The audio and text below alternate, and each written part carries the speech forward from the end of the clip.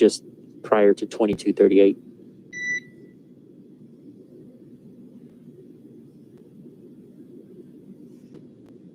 All right, so there you heard it.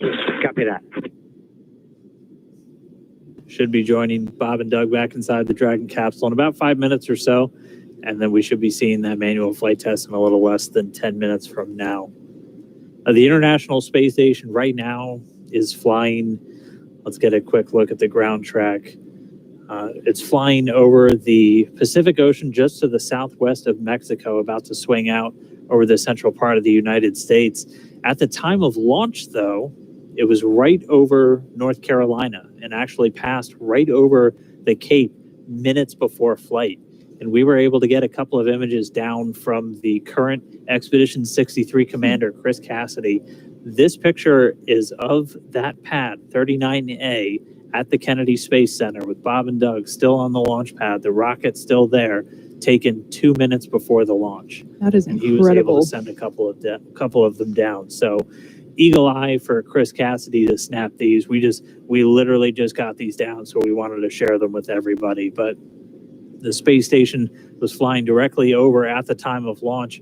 We're almost at an hour and a half since launch, and it's already almost gone around the entire planet. Again, it's about to cross over the United States in the next couple of minutes. So chasing down, and that's where you can kind of start to appreciate why this might take so long. When something is moving that quickly around planet Earth, it's not as easy as just kind of getting your car and going a couple miles. It takes a lot of energy, which means a lot of fuel, which can mean a lot of time to catch up to another spacecraft already in orbit. Absolutely. And the fact that it is in orbit, the International Space Station in orbit around Earth, is really critical to understand there, because in reality, Bob and Doug are only going 250 miles up. So that's basically the distance from Los Angeles to San Francisco. So when you think about, even though it does take them a long time to catch up to the International Space Station, it's because it's going so fast, and they have to go around planet Earth a number of times in order to chase it down. But in reality, they are not. They are above Earth only about 250 miles, which I believe is a pretty relatable distance for everyone in terms of understanding just how far up they go. All right, well, we are just about 6 minutes away from the start of that manual flight test. We'll hang out for a couple of minutes. Hopefully we see inside the capsule again shortly, and then we'll be joining Bob and Doug as they take the reins of Dragon for the very first time. Yeah, and we that timer for the suit drying, we should be getting confirmation of that. SpaceX Dragon for suit drying. There we go. Dragon, go ahead. Jay, our timer shows about 23 minutes for suit drying, and we're holding in 5 Bravo decimal 7 if you're happy with us shutting off the suit fan. Yeah, we concur on the timer, and we are go for you to shut off the suit fan.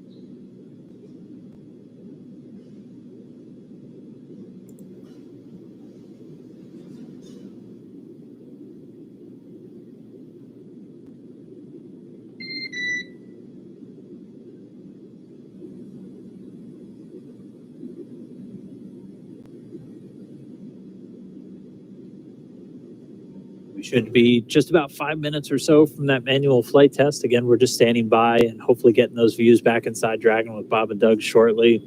If you are just now joining us, we did launch successfully, 3:22 p.m. Eastern time.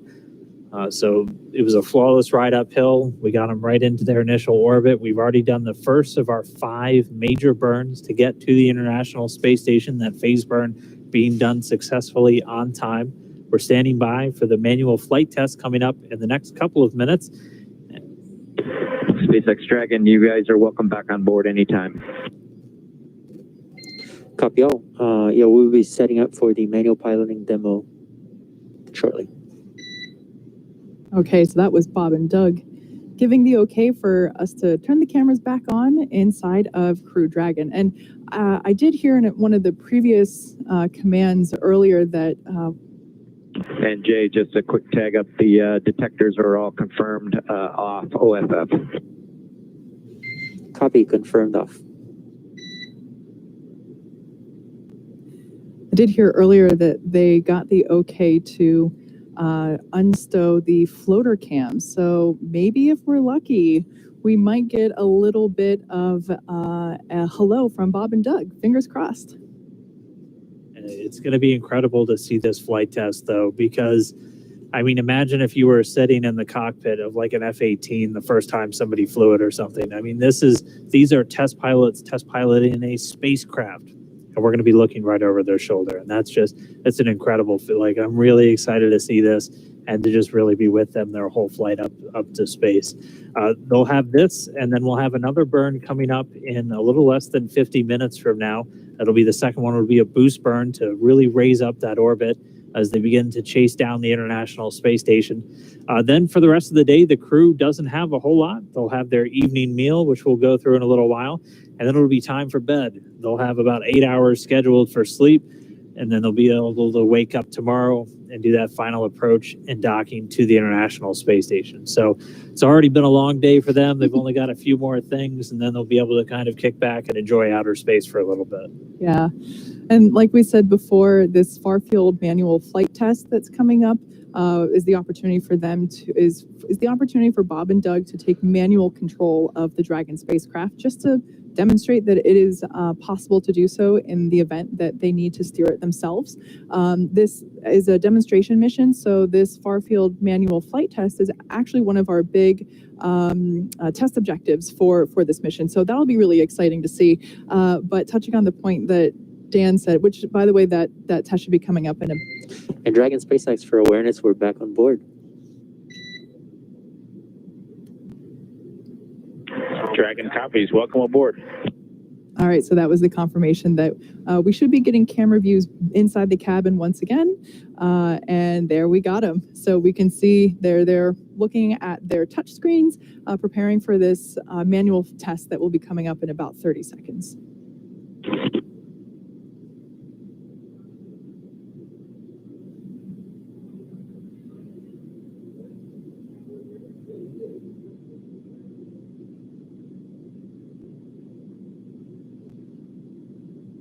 What a sight. I love that we can see right over their shoulders. We can see the screens.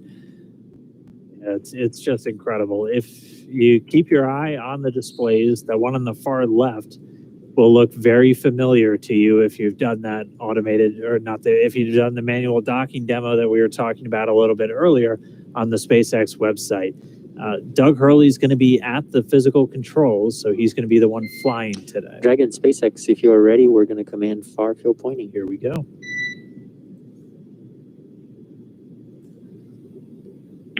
We are ready. Copy. I'll give you the go after the transition is verified. So again, they're going to put Dragon into a far field pointing. So they're going to put it into a special configuration just to let the flight computer know that, hey, this manual flight test is happening, and then the flight computer won't be trying to fight it or adjust the attitude at any point during this. And again, all of the inputs that Doug is going to make as he's doing the manual flying, they're not going to send those final commands to the flight computer. So when they're done, flight computer takes back control of the spacecraft, continues flying on its way to the station. Yeah, so I would imagine that right now, they must be really excited to conduct this test. Bob and Doug are test pilots. This is what they live for. And for them to have the opportunity to test out a completely new vehicle, this upcoming test is certainly something that I'm sure they've been looking forward to. So we're just going to continue to stand by. We'll get this test started. We'll be hopefully over their shoulder the whole time, and we'll bring you the results after it's concluded.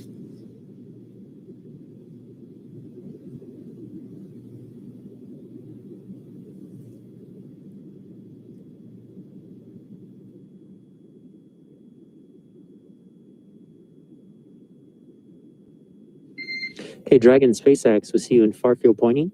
You are go to perform manual piloting test for 4.042, far field manual piloting. The test must be completed by 21:26.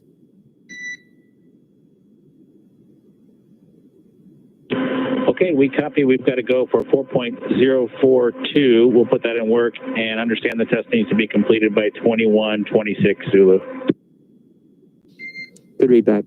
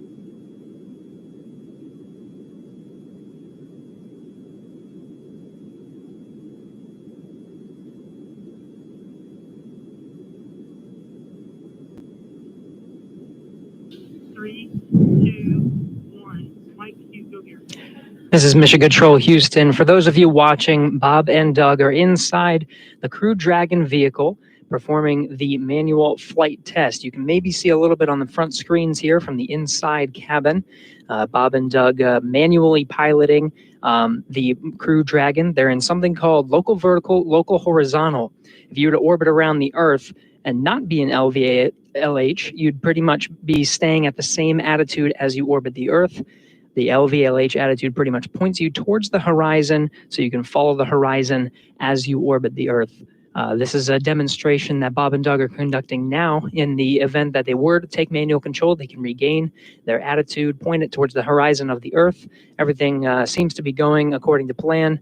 You can hear some of the Dragon teams saying they might be smiling a little bit as everything's going towards the manual flight test and right according to plan. They had trained for this a lot on the ground in various simulations. Doing this manual test in orbit will give a nice relative perspective on how the Dragon performs in simulations versus the real thing. This is the first of two manual flight tests, the first one being a far field demonstration. pointing toward the horizon of the Earth. It's called Far Field because it's far from the International Space Station. There's one more called the Near Field, and it's, you guessed it, close to the International Space Station. Dragon will point its way towards the International Space Station and perform a manual flight test, essentially changing its orientation in various axes, X, Y, and Z, and making sure that control is as expected. That coming up a little bit closer to docking. Right now, everything's looking good for this manual far field flight test. From here in Mission Control Houston, we're watching very closely. Back over to you over in Hawthorne. Hey, thanks, Gary.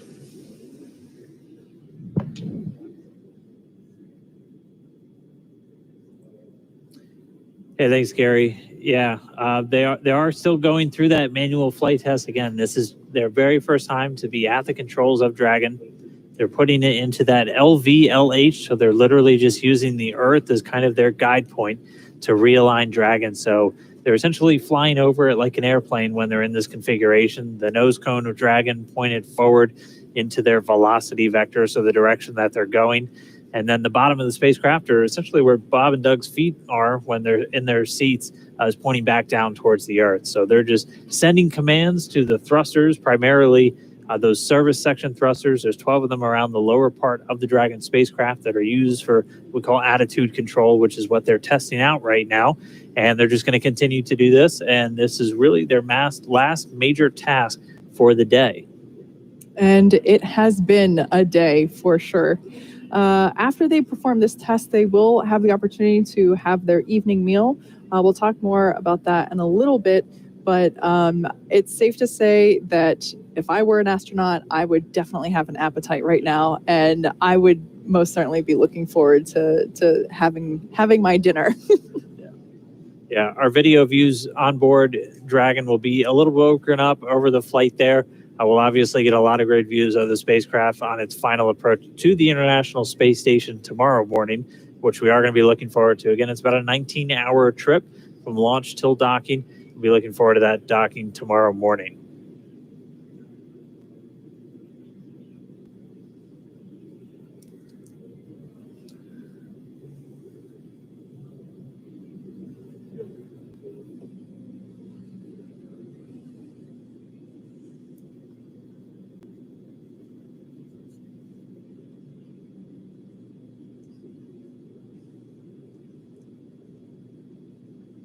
Something to note, we will be staying on air for the entire time until Bob and Doug hop on the International Space Station. So I know that this will certainly be setting a personal record in terms of longest webcast that I've participated in. I think second place was the Demo 2 Splashdown, or excuse me, the Demo 1 Splashdown webcast.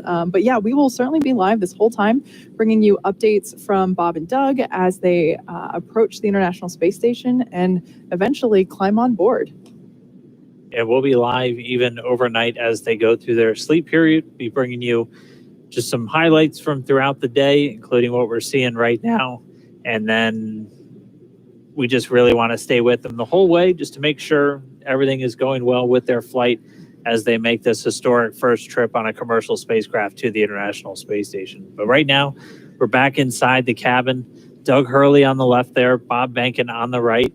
Doug Hurley is sending inputs to the Dragon spacecraft through that touchscreen and then manually adjusting. You can see right in the center of his crosshair, it looks like the screen is kind of split in half between light and dark.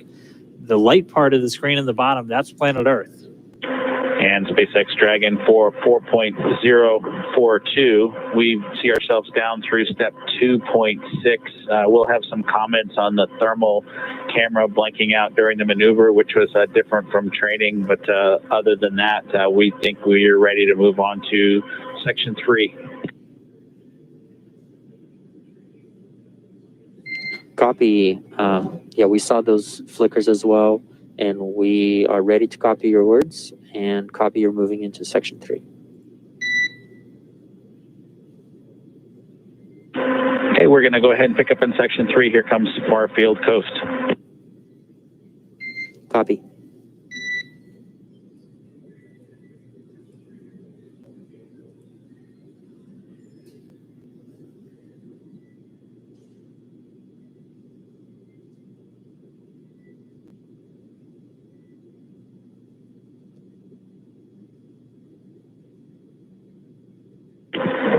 And we're down to 3.4, SpaceX. We're ready for you to command back to far wait.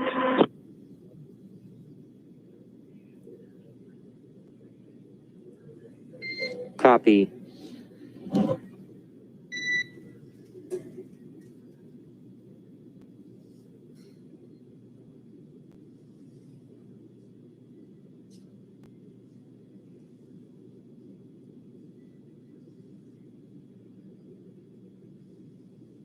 And Dragon, SpaceX for this place. Go ahead. Yeah, this is to mitigate a risk for a benign command being sent. We'd like you to go to audio settings from the display you use for manual piloting and adjust the gain setting for seat 1 or 4.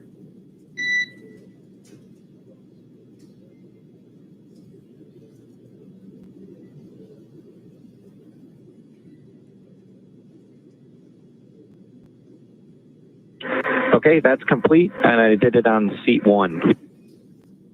Copy.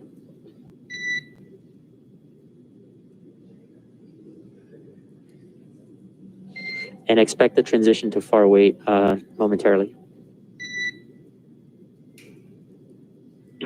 Okay, copy that.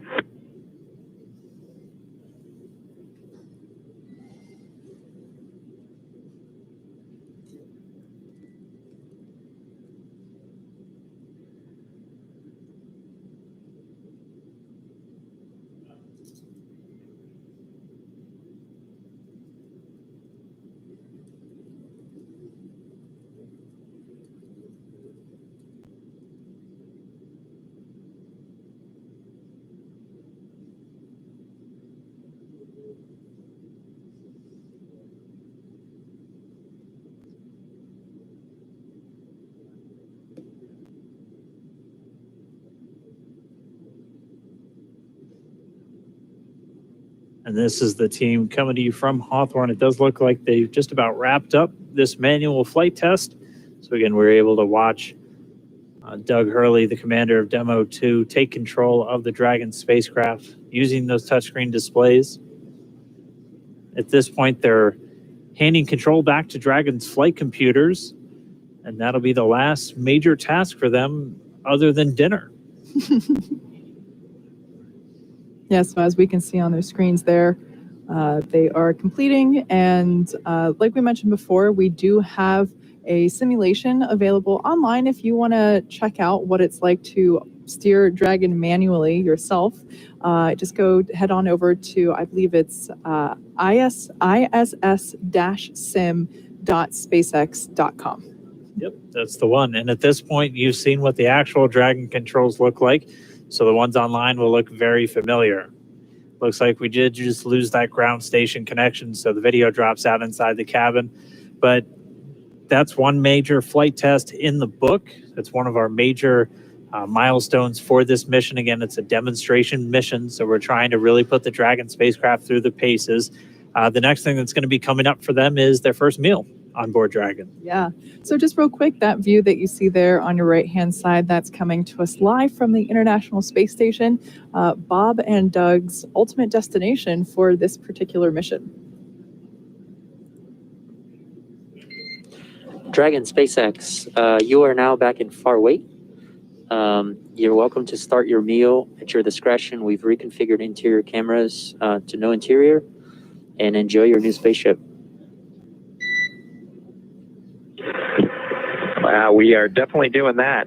Yeah, let us do a little housekeeping and get a little bit of dinner, and we'll call you back and bring you on board once we get everything cleaned up. But it's been a spectacular spaceship so far. Congrats to the Dragon teams and obviously everybody there in Hawthorne that's done all this work to get us up here. Thanks, guys. Boost burn is in 30 minutes, and next time you'll hear from us, it will be with Laura.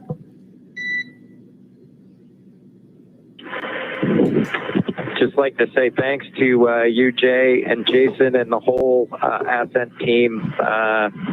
was quite a ride. We'll certainly tell you about it when we have a little debrief on board station. And yeah, everybody go home and one thing, just kind of remember this moment. It's been pretty incredible, and you guys have a great night. Thanks. You too, and we'll be following along.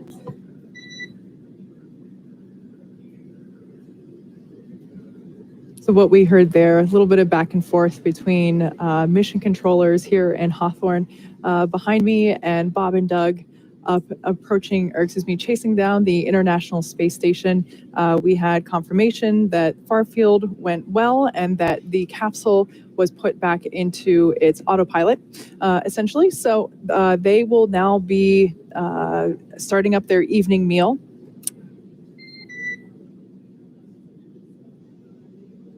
Okay, I guess there was no comms there.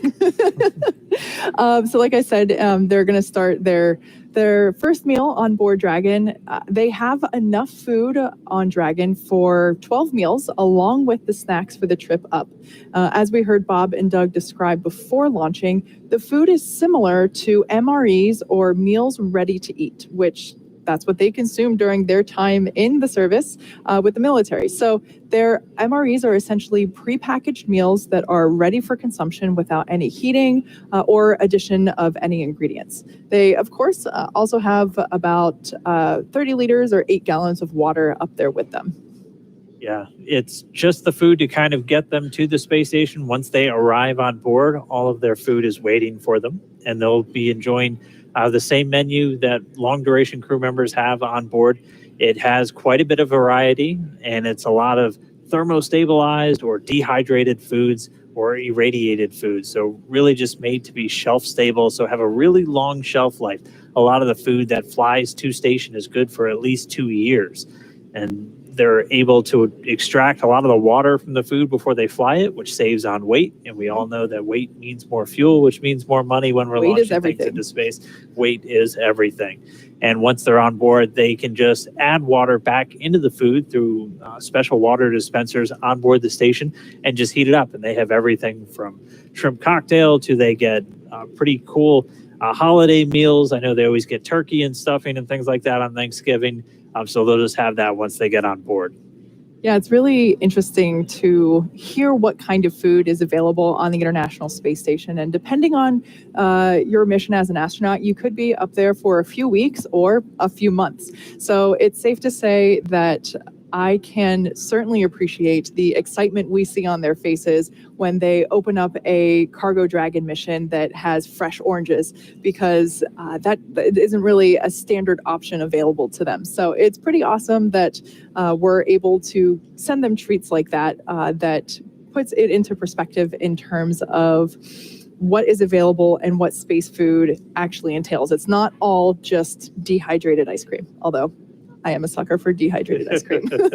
Yeah, coincidentally, the biggest thing that they usually look forward to is ice cream flying up in some of the cold packs on spacecraft like the Cargo Dragon. So always a treat for them. We haven't heard if they're bringing up any special treats for Chris and their Russian crew members, but I'm sure, again, we'll follow along the crew members on their social media, and we absolutely encourage you to do so. Both Bob and Doug are on Twitter, and you can go check them out and follow their entire mission throughout and just see what they're doing in space every single day. Yeah, they're also both on Instagram. And I have found that their posts have been really interesting over the last few days. I got a chuckle when I saw Doug post the breakfast, steak and eggs. I always wondered what they would be eating the day of, and what really fascinated me was that NASA has plates. I was not expecting there to be a NASA plate being served to them, and I just thought that was a nice little insight into their life as preparing for Demo 2. Yeah, the meatball's everywhere right now. It's everywhere. I personally, I'm a big fan of the Worm. I'm certainly with my co-host Lauren Lyons on Team Worm there from the earlier webcast. Just real quick, we have a tweet that we would like to share with you all. Proud to yield the title of the last commander of an American launched spacecraft to @AstroDoug, who with @AstroBenkin has returned U.S. to space from KSC after 3,252 days. Well done at Commercial Crew and SpaceX. Yeah, and of course, so that tweet comes from Chris Ferguson. He was the commander of the very last shuttle mission, STS-135, which Doug Hurley was his crewmate and his pilot for. Chris Ferguson works with our other commercial crew provider, Boeing, and he's been instrumental in the development of their Starliner and will be on the first Starliner mission to carry people along with NASA astronauts Mike Fink and Nicole Mann. So really cool. It's really just kind of a big space flight family. We all like it when each other succeed, and so it's really great to see those words from him. Yeah, absolutely. So like we said, the crew will be coming up to their evening meal. Like we mentioned before, they are MREs, or meals ready to eat, which is what Bob and Doug both would have consumed while they were serving in the military. So they would be pretty familiar with this. I associate MREs with kind of like camping food, your granola bars, you know, the things that you can just pull out of your backpack and eat on the way. No water added, no temperature changing, you know, just straight out of the package. So yeah, that's about what they should be doing now. As we are, let's get a quick check. We're approaching the T+2 hour mark here in a few minutes. So gosh, I can't believe that we lifted off 2 hours ago practically. Time has flown and stayed still all at the same time. Yeah, it definitely doesn't feel like it. I mean, in addition to that meal, though, the other major milestone we're going to be looking for is the second of our 5 burns to get to the International Space Station. It's going to be the boost burn. That's coming up at about 2:42 p.m. Pacific time, or in about 22 minutes or a little bit more. So we're going to be looking out for that. We're going to be following each of these burns as they happen, as those are really the critical mile markers essentially on the flight to the International Space Station. After a calculated amount of time based off of our orbital data, they're going to do this boost burn, and that's going to raise Dragon's orbit to just about 10 kilometers lower than the station itself. A little while after that, they're going to do what's called the close co-elliptic burn, and that's going to place Dragon on an orbit roughly co-elliptic with the station. That just means we're maintaining constant altitude or an orbit roughly 10 kilometers below the station itself. Exactly. The boost burn is targeted to start at 12:43 a.m. Pacific and will last a little more than 7.5 minutes. After this burn, Bob and Doug will be in an orbit that at Dragon's apogee, or the highest point, will be just 10 kilometers beneath the station. We'll have just 3 major burns after that left to complete, before we get to the integrated operations and Dragon's final approach to the International Space Station. Yeah, so really exciting, things going really smoothly so far. We were spoiled with a really beautiful launch and a ride uphill, Dragon being carried into orbit by that Falcon 9 rocket. We've already completed our first successful burn, and that was the phase burn, which was just about an hour ago. It was completed successfully at 1:16 p.m. over here on the West Coast. The manual far field flight test, so Bob and Doug taking control of Dragon, Doug Hurley at the controls, changing Dragon's attitude or its pointing to put it in a very specific orientation, done successfully. And right now the crew is stepping into that evening meal, and we're just going to continue to count down until we get that next boon, the boost burn. I've been talking for way too long. You must be very tired at this point. Very amped up still. We've got Americans in space on an American spacecraft. They'll launch on an American rocket from American soil. So, I mean, it's a great day so far. And we've got a long flight ahead of us still, and a lot of things that we need to do in order to make it to the International Space Station on time, but everything going really smoothly. It actually looks like they're getting ready to do a handover inside the flight control room here in Hawthorne. And I know the teams over in Houston also getting ready to do that handover.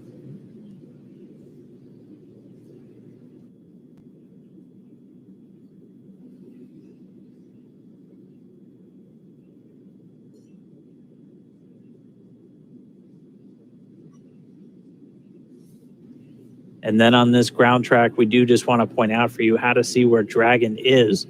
You can see it pretty much right in the center of your screen over the very northern part of Africa, the small circle with the Dragon capsule in it. So we'll continue to have this up throughout the flight just so you can help track where Bob and Doug are over planet Earth at any given time.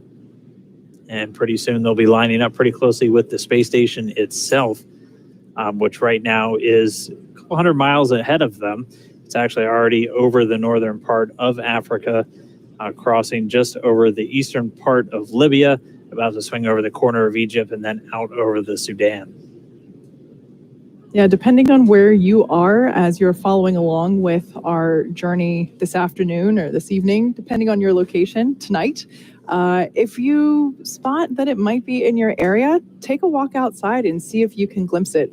The International Space Station is, surprising to most people, it's actually really quite visible to the naked eye. If you're in the right place at the right time, and the sunlight is reflecting off of these solar arrays. If you're super lucky, you might even be able to catch a glimpse of Dragon following it. Like we said, Dragon is chasing down the International Space Station. And on previous instances for Dragon cargo missions, I have been able to see Dragon chasing the International Space Station, and it's pretty darn cool. Yeah, it's always a surreal feeling to look up and know that there are people. Mm-hmm. That's one of the magical things about when you see the space station flying overhead. There are people on that thing, and now you might be able to look up. It'll probably be hard with the Crew Dragon because they don't have the large solar arrays able to reflect light, but we'll be getting some really spectacular views of Dragon as they make that final approach tomorrow morning.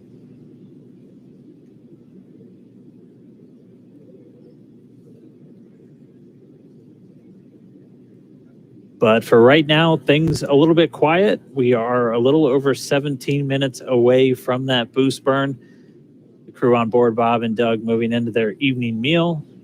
We might have a little bit of chatter between them and the ground over the next couple of hours. They are scheduled to go to sleep, though, wrapping up a pretty long day in a few hours.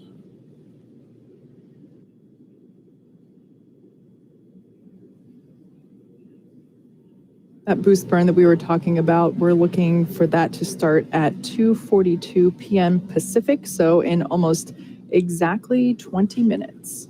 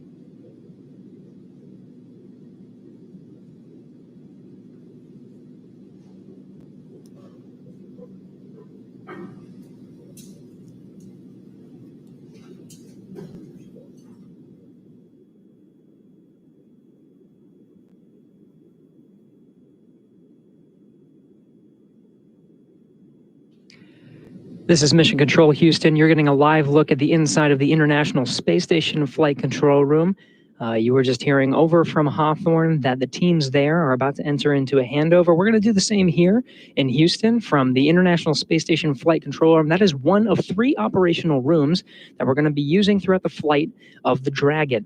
Now, because of COVID-19, we actually opened up all 3 operational rooms to control the flight of the International Space Station, with the ultimate goal of ending up right back here in Ficker 1 for docking. Very shortly, we'll be handing over to the blue flight control room. Last time maybe you have seen this room was during the flight of Exploration Flight Test 1, or EFT-1, the first test flight of Orion back in 2014.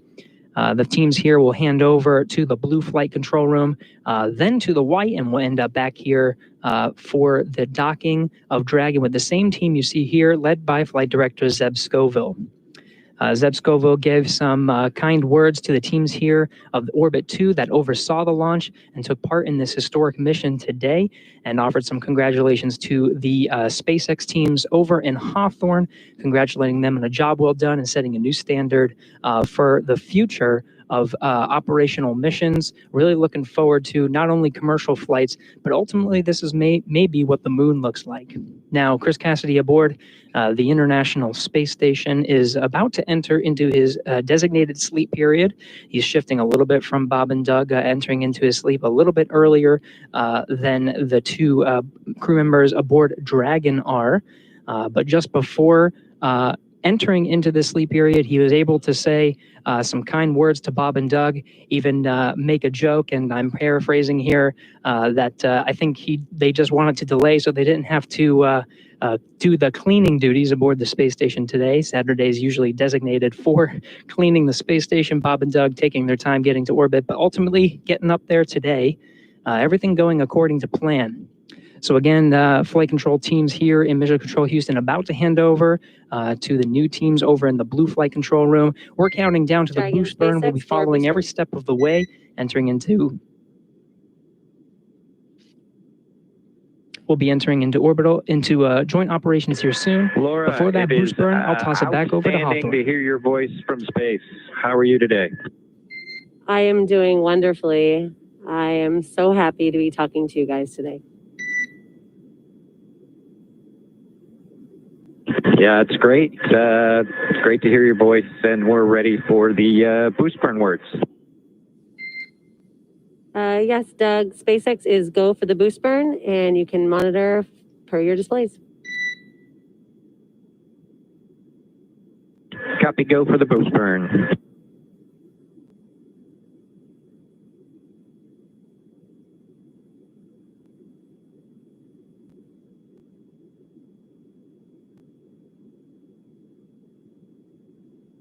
And Laura from Dragon, it's great to be. We're with you on 2. Josh, any expectation of changes to the timeline tomorrow, or what's on board we think is pretty solid? Doug from SpaceX, are you still with us? And Chris, as far as we know it, as you see it, We had not aware of a any temporary LOS for a teacher's handover. Can we have your words one more time? Yeah, it's just great to be talking to you and Chris and the whole team as we work our way towards our first bedtime in space. Yeah, we are looking forward to that. We'll talk about the rest of the timeline in between the next 2 burns, and we'd also like to tag up quickly on the media event in between those burns when we're complete with this first one. That sounds good.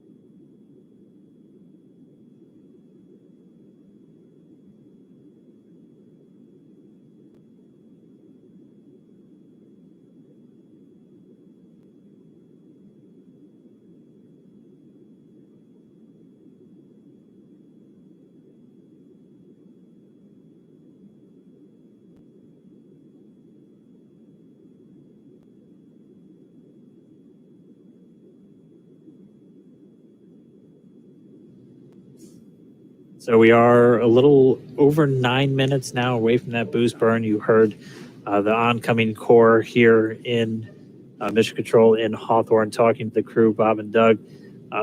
They're about 9 minutes away from that boost burn. In 2 minutes, we're going to hear them do what's known as a slew or a maneuver to the burn attitude. So the Dragon spacecraft will reorient itself to be in the proper attitude to fire the Draco thrusters in the correct direction for this upcoming burn. The boost burn is going to last about 2.5 minutes is the planned timeline for it. And that's going to just raise Dragon's orbit up until it's about 10 kilometers lower than the station itself. It won't be 10 kilometers directly below, but its overall orbit will be at an altitude of about 10 less than the International Space Station. Yeah, like I said before, that burn is targeted to start here in exactly 10 minutes, and it'll last a little more than 7.5 minutes. But yeah, after this upcoming burn, we'll have just 3 more burns left before we get to the integrated ops operations for Dragon's mission to the International Space Station. Right. So we'll have this burn, and you heard them refer to a media event. We might be having Bob and Doug bring us inside Dragon just to offer a couple of words. So we'll be keeping an eye on that. It all depends on just kind of how they're feeling for the rest of the day. But they are just wrapping up their first meal. We'll have this burn, and then pretty soon it'll be time for them to actually go into their sleep schedule. They try to not do any of these burns as much as possible while the crew is asleep because you can hear those thrusters firing. They're loud. We actually were able to hear what it sounds like when those thrusters fire when we were up in the crew training room. They have this really cool setup where they just have a speaker where they've recorded what those Draco thrusters firing sound like. So the crew already knows what to expect, what they're supposed to be hearing when this vehicle is firing off those engines. So they're going to be just kind of monitoring. They're getting all of their insight into the burns, how it's going, when it's happening through those displays right in front of them. They don't have to do anything. Everything is automated with these burns. It's just Dragon charting the course to station all on its own. Exactly. And as we've said before, everything about approaching the International Space Station is a highly choreographed dance, essentially. Nope, no comms there, false alarm. And these burns that we have, it would be easy to assume that the only thing that you're planning for is the hardware. And now we are taking into account in this choreography is the sleep schedule and the eating schedule of Bob and Doug, which, like I said before, we really want them to be as well rested as possible and happy whenever it is time to begin the approach to the International Space Station. So the fact that, as Dan just said, that we try to coordinate the scheduled sleep, like I said, they're scheduled for 8 hours. Once the fact that there's a strict 8 hours in the choreography based on a little bit around where these burns take place, because we want them to be rested, and that would very likely be something that wakes you up. Yeah, but for now, we're just going to continue to stand by for a few more minutes. Should be just about 5.5 minutes per the timer from that boost burn beginning. And again, it's going to be a couple of minutes of those thrusters on the Dragon spacecraft firing. This is what we consider a delta velocity burn, so a change in Dragon's velocity, which you do in order to change its orbit. You need to change your velocity anytime you're going higher or lower in orbit over planet Earth. And so it's going to be using those forward bulkhead thrusters. And so those are the 4 thrusters in the very top of Dragon, which were covered up by the nose cone prior to that being opened right after we got on orbit. And then it'll use those service section Dracos just to maintain a good attitude, make sure it's pointing in the correct direction while this burn's underway. So we should be under 5 minutes away. We'll be standing by. Hopefully we get our second of 5 burns in the book in just a couple of minutes. And then it'll be just kind of the last few items for the crew to do before they head into their sleep period.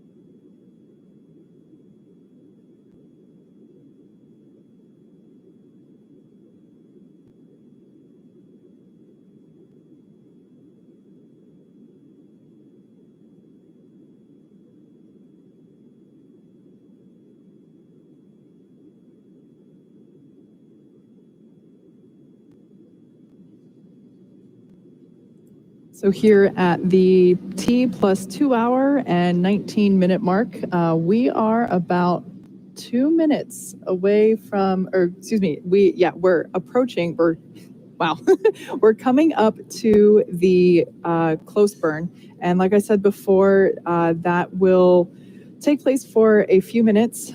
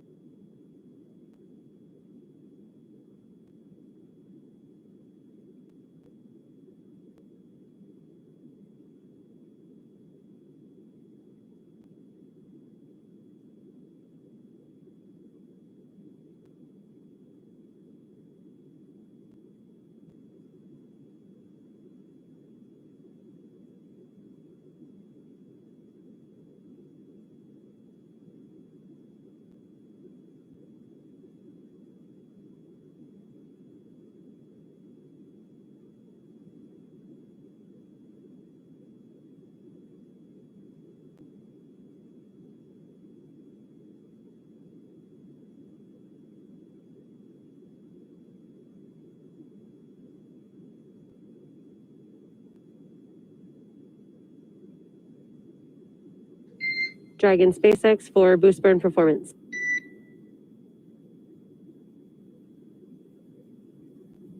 Go ahead. Yeah, Doug, the boost burn is complete and was nominal.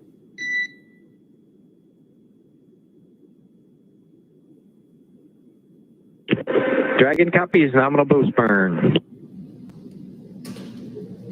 And Doug, just a quick question for you. Wanted to know if you guys were ready for us to come back on board.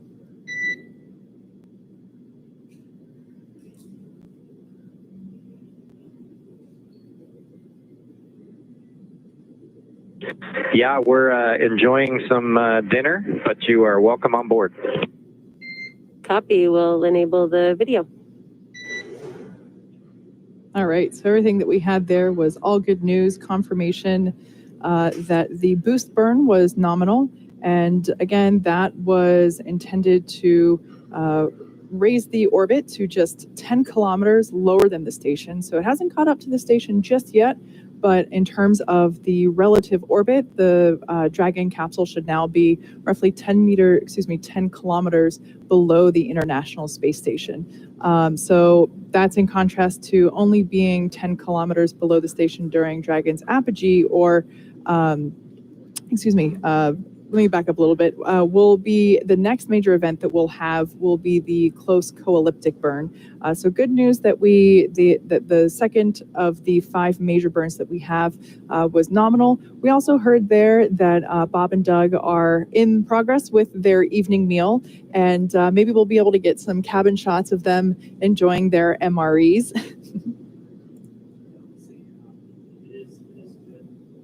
Actually, I don't know if people can hear me right now. My microphone died for a little while there. I'm sorry, everybody, but yeah, so we're two of the burns down, that phase burn and that boost burn complete. The next one coming up, as Kate was saying, that close co-elliptic burn, and that's really just going to round out our orbit. So right now we have a pretty significant disparity between the apogee and the perigee, so the highest point, the lowest point of our orbit. That close co-elliptic burn is just going to round it out, so we're pretty much on a constant altitude below the International Space Station. That'll be 10 kilometers.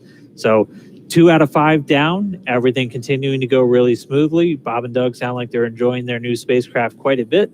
They're in their meal. We should hopefully we're calling it a media event, but they might be able to bring us on board using one of the floating cameras inside just to say hey to everybody watching. So we hope you do stick around. We'll get some more live looks with Bob and Doug inside, and then it'll be pretty much time for them to go to sleep. So they'll have an 8-hour sleep schedule. We're going to be live with you the entire way. We'll be showing you some highlights throughout the day of everything that's unfolded up until this point, and then just giving a look ahead of what to expect when they wake up tomorrow morning and it's time to dock to the International Space Station. Yeah, as Dan mentioned, the close burn will be the next major event that we have coming up after the crew finishes their evening meal. That's going to be happening around 3:25 p.m. Pacific. And we're hoping that just a couple minutes after that burn completes that we might be able to get some views with Bob and Doug. Maybe get a little tour of their new spaceship up there as it is chasing down the International Space Station.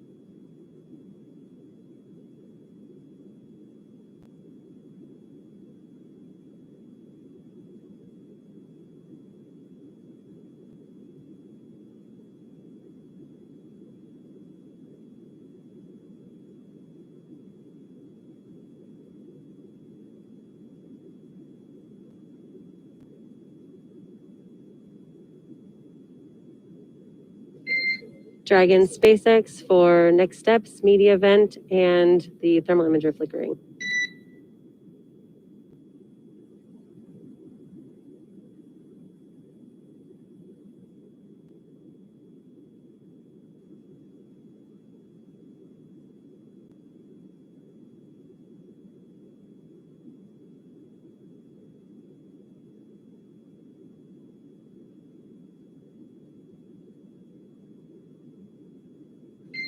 Dragon SpaceX for next steps.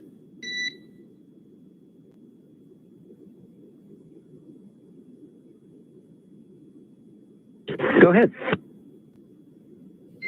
Yeah, I was wondering if you had had a chance to get the floater media camera out in preps for the media event.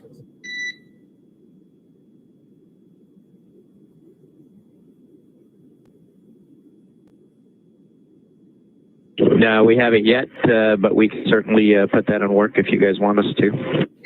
Yeah, Doug, if you could grab that and put it somewhere that is on a non-interference basis, we'd like to do a checkout of it, possibly over the next ground station pass.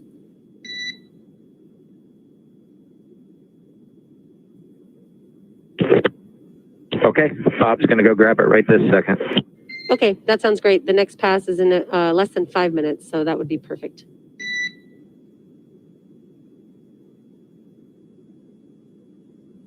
And Doug, in addition, I've got some words for you on the thermal imager flickering that you saw during the manual piloting, if you are ready for that.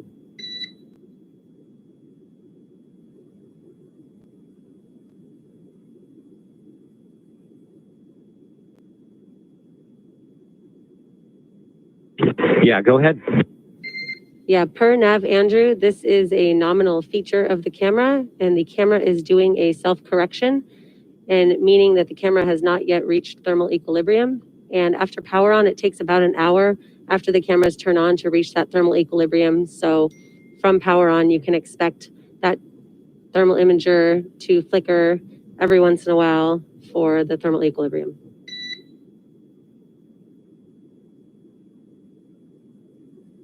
Okay. That all sounds good.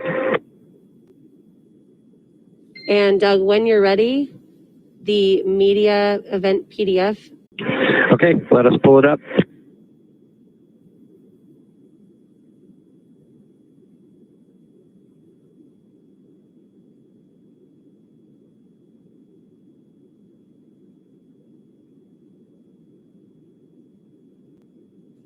And Doug, just want to make sure this is on a non-interference Okay, basis. Laura, we've got it pulled up. Okay, copy. If you want to delay talking about this, we can delay talking about it if you want to finish your meal.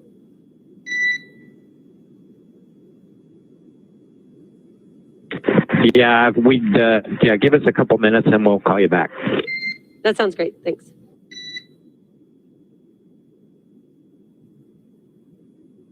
And the camera is out and set up, so if you guys want to do the ground station checkout, should be ready to go. Okay, copy. And for the setup, we're going to be changing some of the lighting configurations, so that is us from the ground.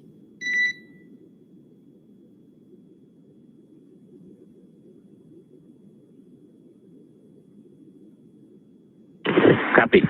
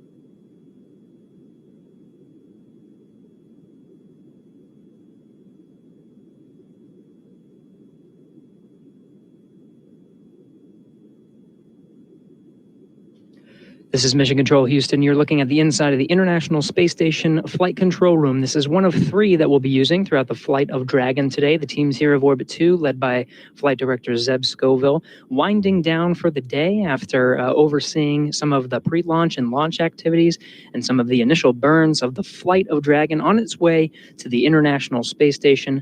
We'll be conducting a handover here shortly with the teams over in the blue flight control room. That's one of the 3 that we'll be using. The other one's the white flight control room. It'll be Flight Director Rebecca Wingfield over there leading the teams on some of the overnight shift while Bob and Doug are asleep. Chris Cassidy aboard the International Space Station, already entering his sleep period, getting a full night's rest before waking up and starting to prep the International Space Station for the arrival of Bob and Doug. A lot of that work already completed from some of the pre-work done, even for the first launch attempt on May 27th, checking out some of the monitoring tools and the communications hardware that needs to be used and checked out prior to the launch of Bob and Doug. A lot of that work done. Today, Saturday, the main task of Chris Cassidy was cleaning the space station, and of course, he's got the rooms prepped for Bob and Doug upon their arrival. We're now entering into a media event. We'll be able to see some views from inside the Dragon. Bob and Doug aboard the Dragon vehicle, just finishing up their meal.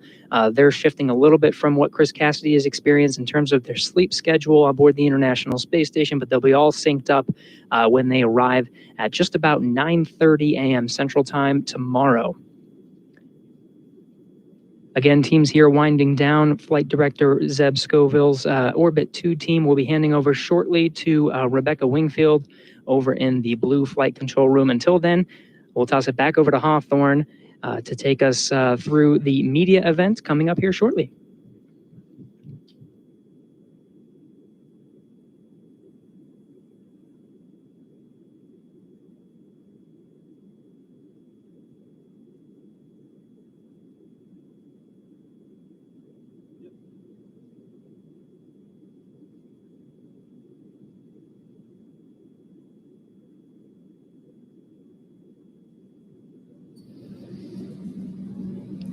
Thanks for that update from Houston, Gary. We're very much looking forward to getting our first glimpse inside of our Crew Dragon capsule from the perspective of Bob and Doug. In case you're just joining us, we've had a spectacular day, an on-time liftoff, given the fact that we were once again iffy on the weather. Just seeing the blue sky come out in force upon liftoff was quite a sight. And just real quick, I'll check the clock here. Yeah, we've just passed the T+.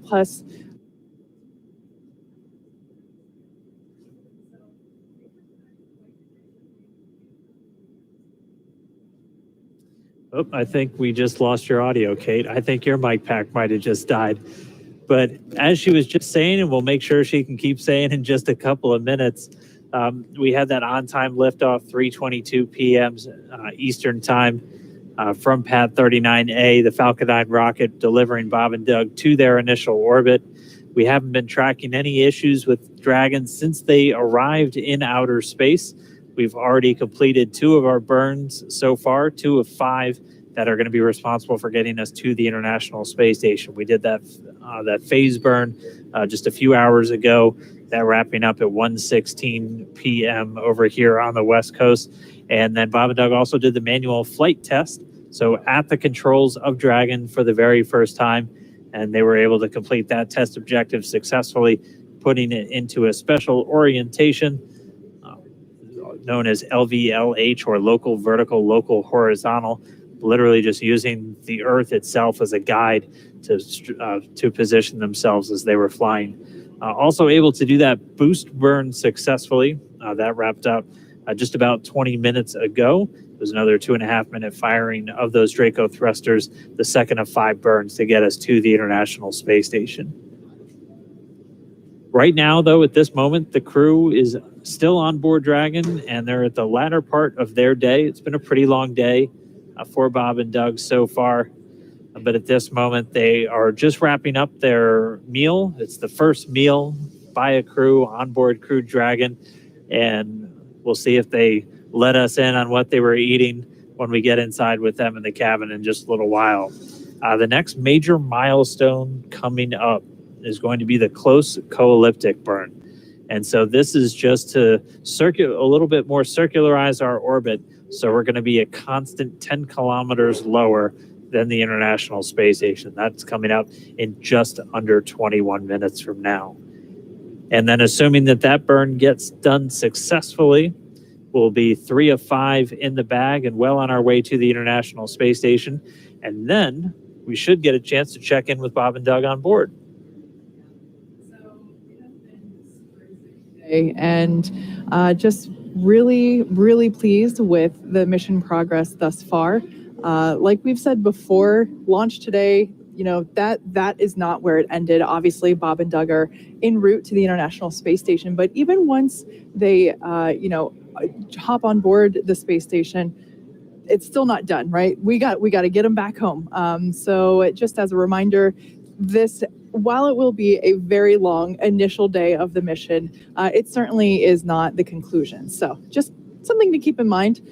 We will be staying live here with you on air, bringing you updates throughout Bob and Doug's journey to the International Space Station over the next, we're probably got another 15 hours left at this point, 15 and a half hours or so. And so, yeah, really exciting day. Even still, the energy in the building here at SpaceX headquarters is very much electric, given the success of the day thus far. But mission control here is right next to me, to my left. We just had a shift change among the Dragon operators, and we're still going strong. And I know Gary walked us through. They're also doing a shift change over at Mission Control Houston, but I mean, you have teams working around the clock there in Houston and around the clock now for this flight uphill for Dragon. Just some of the voices that you're going to be hearing throughout the launch. Jay Aranja was the core, so essentially the Capcom here in Hawthorne that was talking to Bob and Doug. He's since handed over to Laura Crabtree, who's now on console there, right behind us in the Mission Control Center here in Hawthorne. Going to be talking Bob and Doug through the last couple of hours of their day before they get ready to go to sleep. Again, they have about 8 hours timeline for them. And then they'll wake up tomorrow morning, and by that point, we'll be wrapping up those fifth and final burn before we get into what we call the approach initiation. So really, the really close maneuvers in towards station. By that point, they'll only be a few kilometers below, about 7 kilometers behind, and then they'll execute a burn that's going to bring them in really close to the space station. And by that point, we'll also be getting some views from the station, which we're always going to be looking forward to. Yeah, absolutely. So there, the view on your screen on your right-hand side, that is Mission Control here in Hawthorne, California. And I believe on the left there that is our core, Laura Crabtree. And like Dan just mentioned, she would be the person that is communicating back and forth with Bob and Doug, walking them and confirming walking them on upcoming events and confirming procedure points. And so it has been a wonderful day. And getting back to the next event that we have coming up in exactly 20 minutes or thereabout, exactly almost. About 17 and a half minutes. Yeah, we're going to get to the close co-elliptic burn or close burn. And like we've said before, that will place Dragon on an orbit roughly co-elliptic with the space station. Now, as a reminder, there are 16 different thrusters available for Dragon to use for these on-orbit maneuvers. The 4 forward Bulkhead Draco thrusters is primarily used for these bigger delta velocity maneuvers, like we would be executing here with the close burn. The 12 service section Dracos are around Dragon's base, and those are used for attitude and low impulse translational control. A mix of these have been used for each of these burns, and we of course have redundancy built into Dragon if we run into issues with any of the thrusters during the mission. So yeah, we should be coming up to that burn in about 16 minutes. When we get there, it's going to be a fairly long one. It'll be about a 10-minute firing of those thrusters. So once it starts, we'll just continue to hear. We should get some check-ins from the core to the crew as it's going to update them. And then, of course, at the very end, we're looking out for those words, good burn. That's what we want to hear. And they're continually adjusting the timings of these burns based off of just how much Dragon's velocity changes on the way uphill. We have some pretty specific times down to the second where they're initially planned, even days or even weeks out sometimes before they launch. But they're constantly readjusting in real time just how long these burns are going to occur and how long or when they're actually going to happen. And this is just part of the nature of orbital mechanics. We're trying to hit one speeding bullet with another one as Dragon continues to raise its orbit over the next several hours.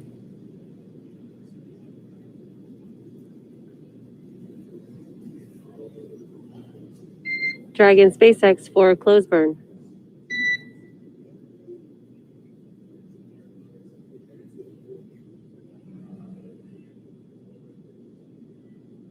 Go ahead. Yes, we are just about 15 minutes out from the close burn. You can expect a tank transition approximately 4 minutes into the burn from land tank to orbit tanks. Additionally, there will be a cabin fan swap during the burn or just after the burn. And SpaceX is go for the close burn.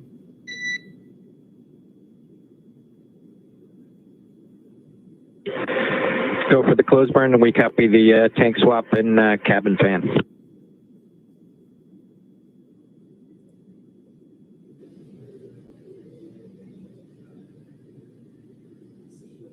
All right, that back and forth that we just heard there between Crew Dragon and Core here in Hawthorne was basically just saying that we are go to begin the closed co-elliptic burn, which, like we said, is going to be raising Dragon's orbit.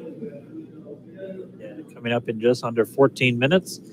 The crew, you'll hear them get a lot of details in these calls. And for this crew in particular, we know that they've asked for every little tidbit about Dragon to be on their displays or radioed up to them.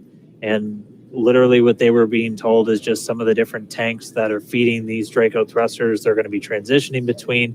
And they told them they're going to have a cabin fan changeover. That's something that would be pretty audible, as just like on board the space station inside Crew Dragon, there's a lot of kind of ambient noise for these crew members. So they're able to hear things like the cabin fan, which is constantly just moving the atmosphere inside because you don't have natural convection in microgravity. So hot air doesn't rise unless so you have to actively be moving that atmosphere the entire time. And so these crew members are trained to expect to hear different sounds, different sights when they're going through these different maneuvers. And so they like to get those kind of updates from the core and the teams down here on the ground, just so they're not caught off guard for anything. Yeah, exactly. So like we said, this will be the third of 5 major burns that Dragon will be performing. And it is the last burn that will be occurring before Bob and Doug go to sleep. They've already had their meal.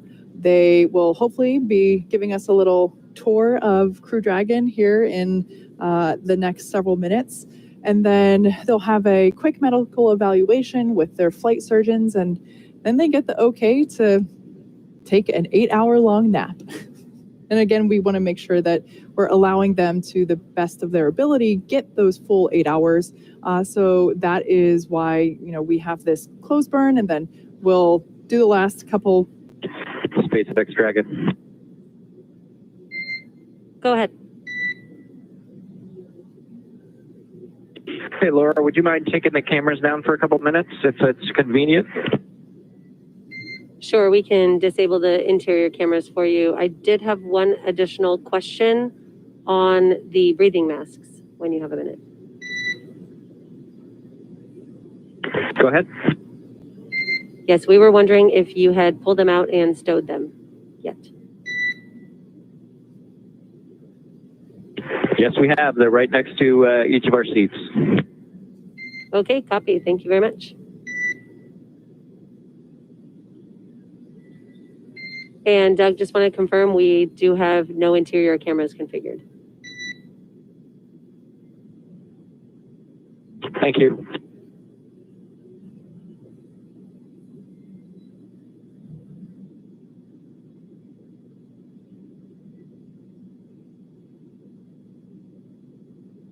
we are just under 11 minutes now from that next burn. Haven't been tracking any issues with Dragon so far throughout today's flight. Hopefully we keep that up over the next couple of hours until they make their way all the way up to the International Space Station. This is going to be, as Kate was saying, the last burn for quite a while. We won't do the fourth of our 5 burns, that transfer burn, for almost another 11 hours from now. So Dragon's going to just kind of stay in this attitude or altitude below the International Space Station, about 10 kilometers or so, roughly co-elliptic with it for quite a while, pretty much throughout their entire sleep period. And then once we get to right after their wake-up time, we'll be looking to do these final burns, and then they'll be in much closer, just about 2.5 kilometers below the station's orbit, and that'll set them up perfectly for that final approach and docking. Yeah, we're now at this point 2 hours and 50 minutes into the mission, and it's safe to say that everything has been going extremely well, and to this point, very nominal.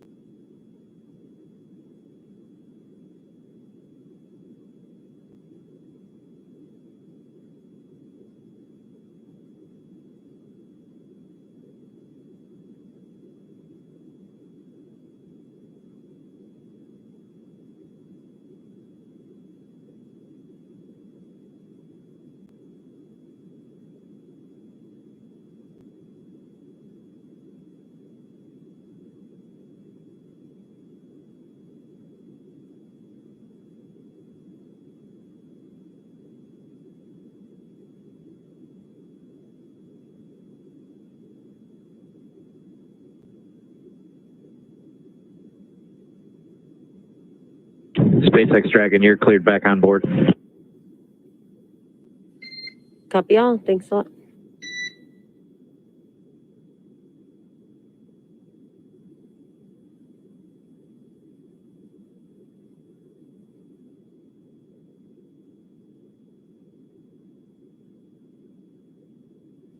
And Dragon SpaceX, when you have a minute, I'd like to sync up with you on the media event.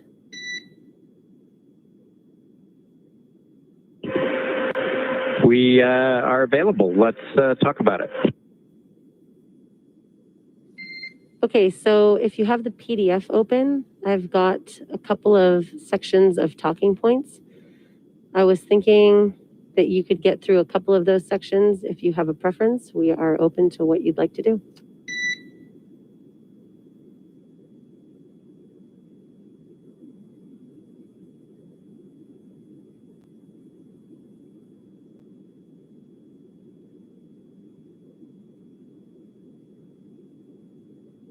Yeah, I think after the introductions and potentially the displays, I think whatever you guys want to do from there would probably work.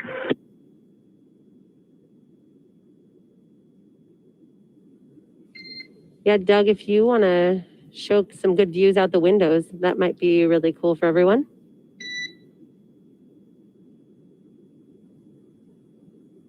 We definitely plan to do that if we're still in a day pass. That'll be cool.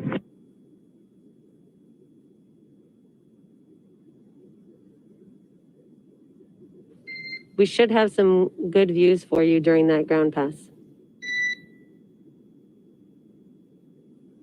Excellent.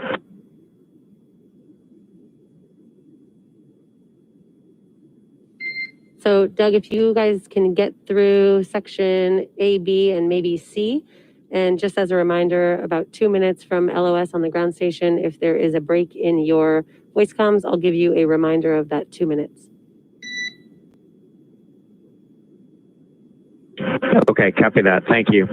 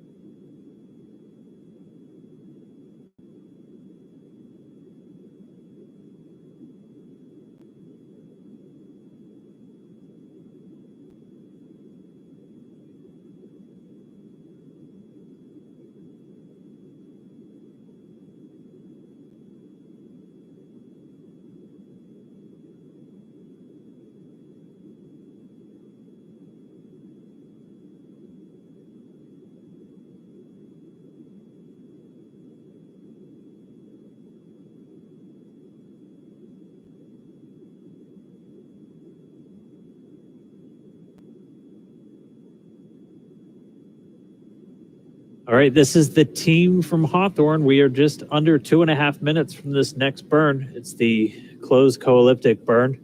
This will be the third out of the 5 that we're looking to do on our flight up to the International Space Station. We've done 2 of them successfully so far, and this will be the third.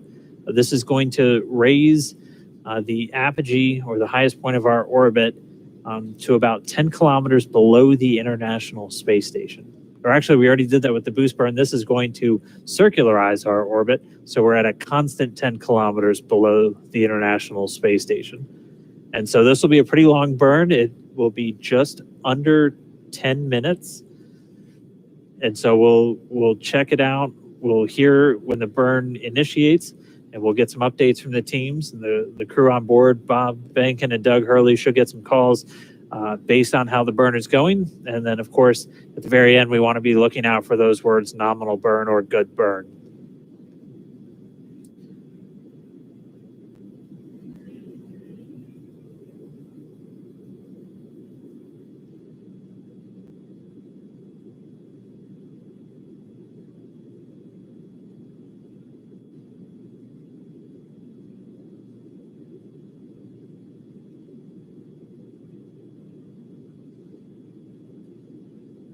And counting down, we should be 1 minute away from this burn.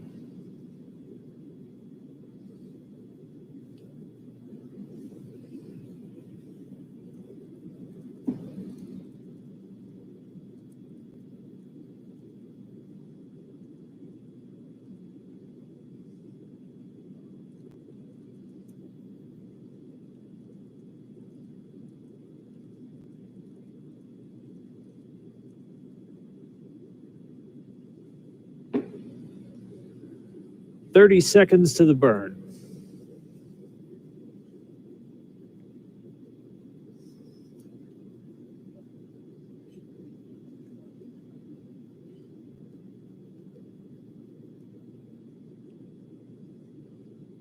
Less than 10 seconds standing by for confirmation that the burn has started.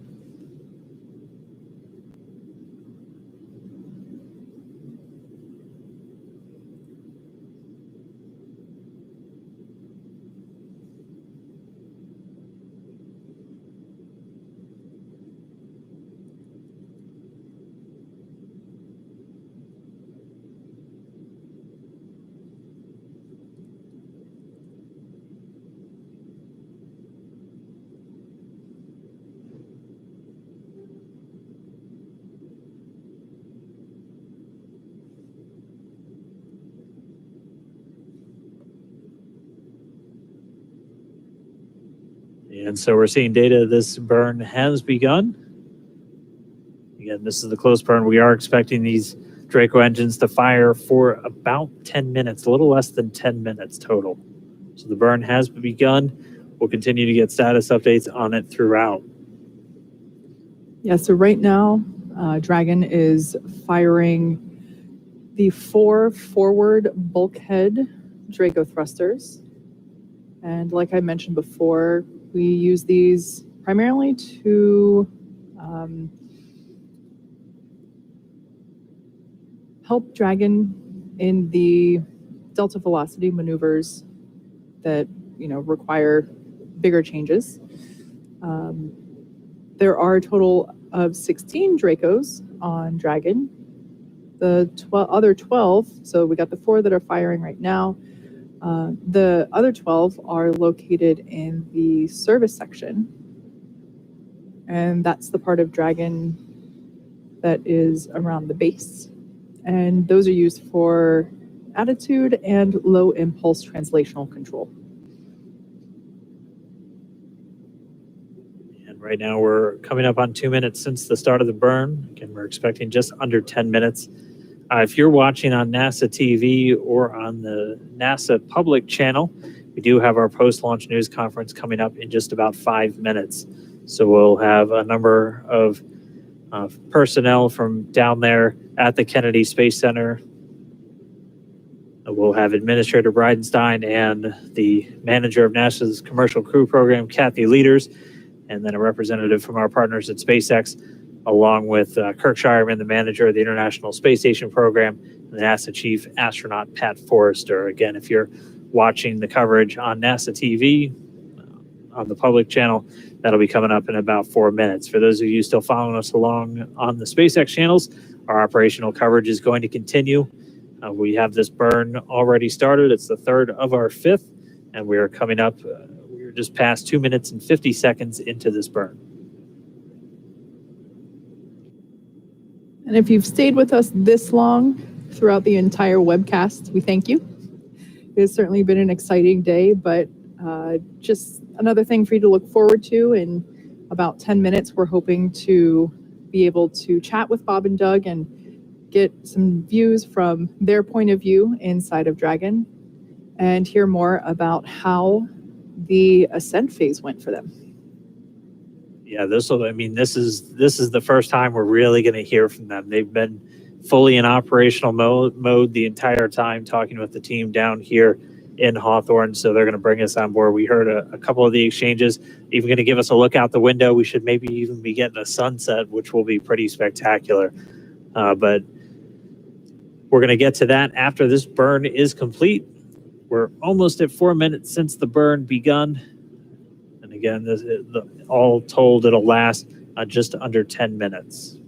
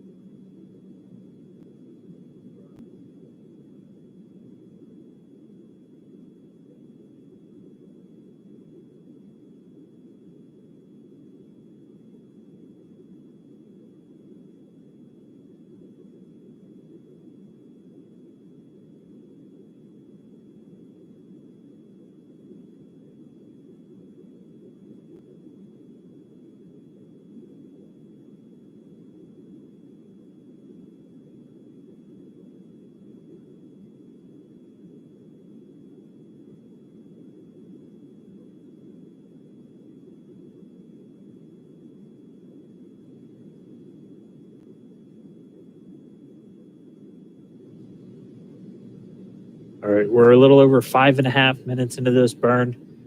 Again, right now we're doing the close co-elliptic burn. So the highest point of Dragon's orbit at this point brings it about 10 kilometers lower than the International Space Station's altitude.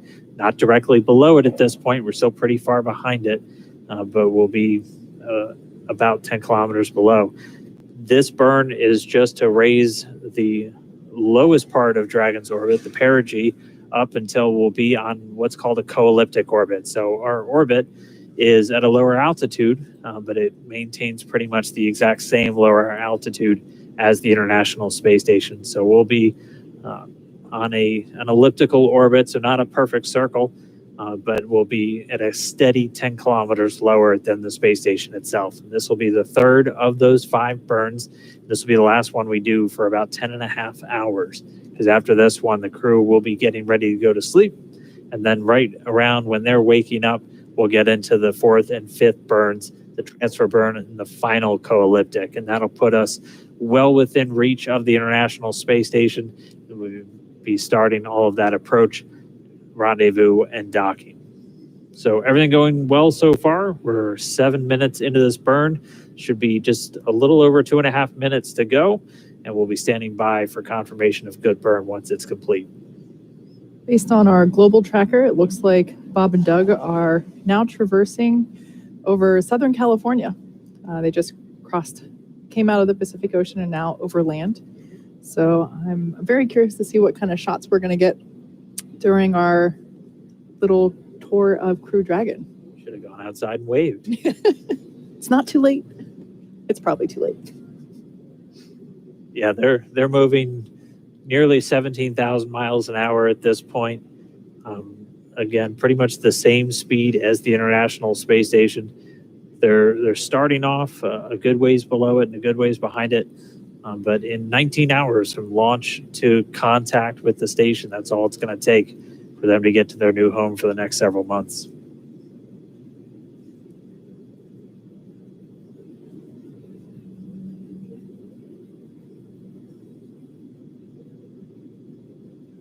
And we just crossed 8 minutes into the burn. Again, this all told will be just a shade under 10 minutes.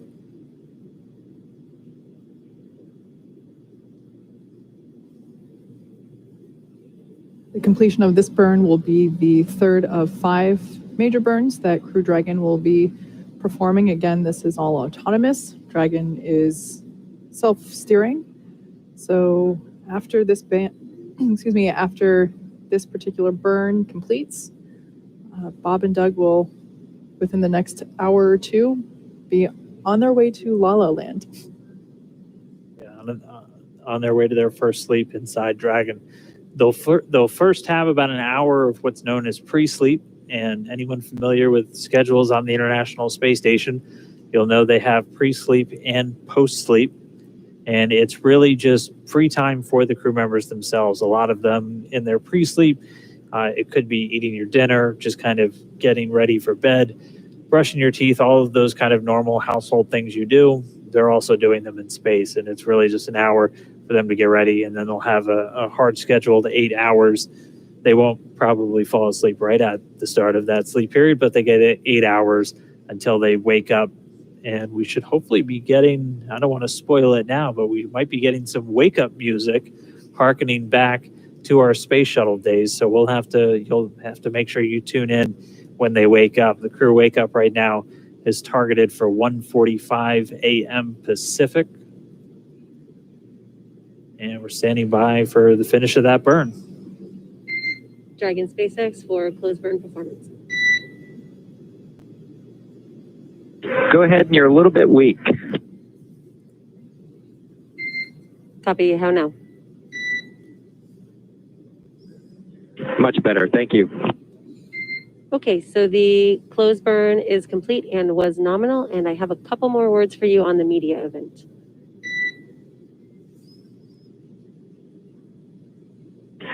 Okay, copy, nominal burn, go ahead. The request is for the 2 task lights in 2 and 3, so your task lights for your seats, to be turned off prior to the media event. And additionally, we have a request to talk about the zero-G indicator that you guys took on board with you.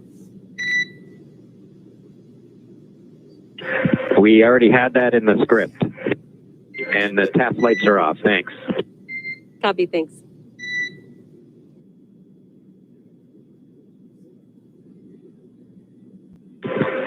And we are ready anytime. If you guys want to do the count, it looks like the ground station will be up in about a little over a minute.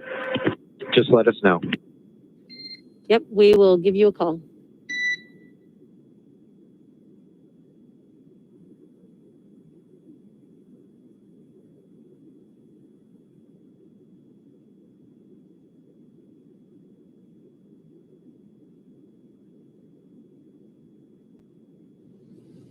All right, we had a successful close burn, so that's 3 down, 2 more to go, but we won't get to those until tomorrow when it's time for the crew to wake up.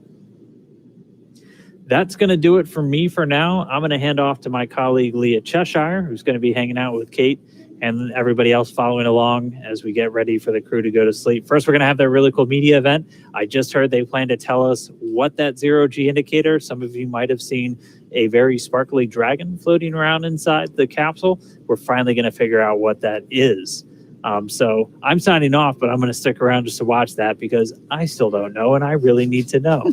But it's been an amazing day. It was an amazing launch. I'm going to be back when it's time to dock. Thanks everybody for sticking with us. You're in great hands with Kate and Leah for the next couple of hours. I'll see you soon. All right. See you in the morning, Dan.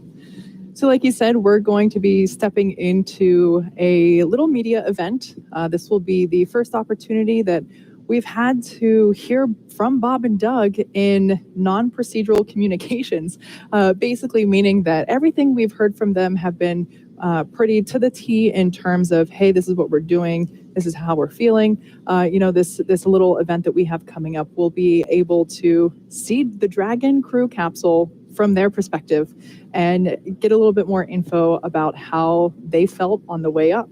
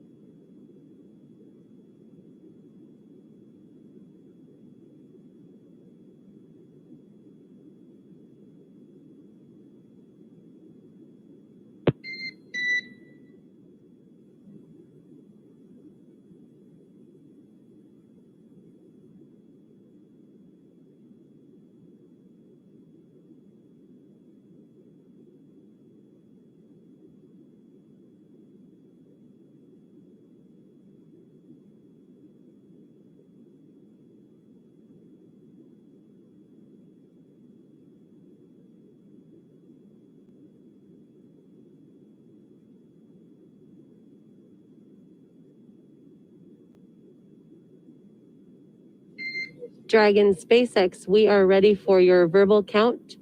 Hold the cabin mic in front of your face with your mouth visible to the camera and count verbally to 15.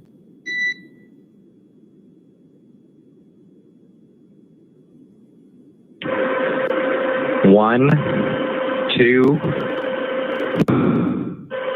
4, 5, 6, 7, 8, 9, 10, 11, 12, 13, 14, 15. And Dragon SpaceX, we will give you a call when we're ready. Dragon copies.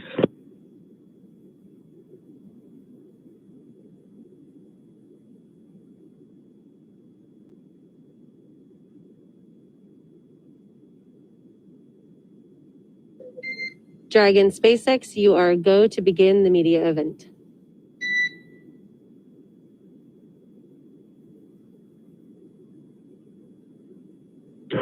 Dragon copies.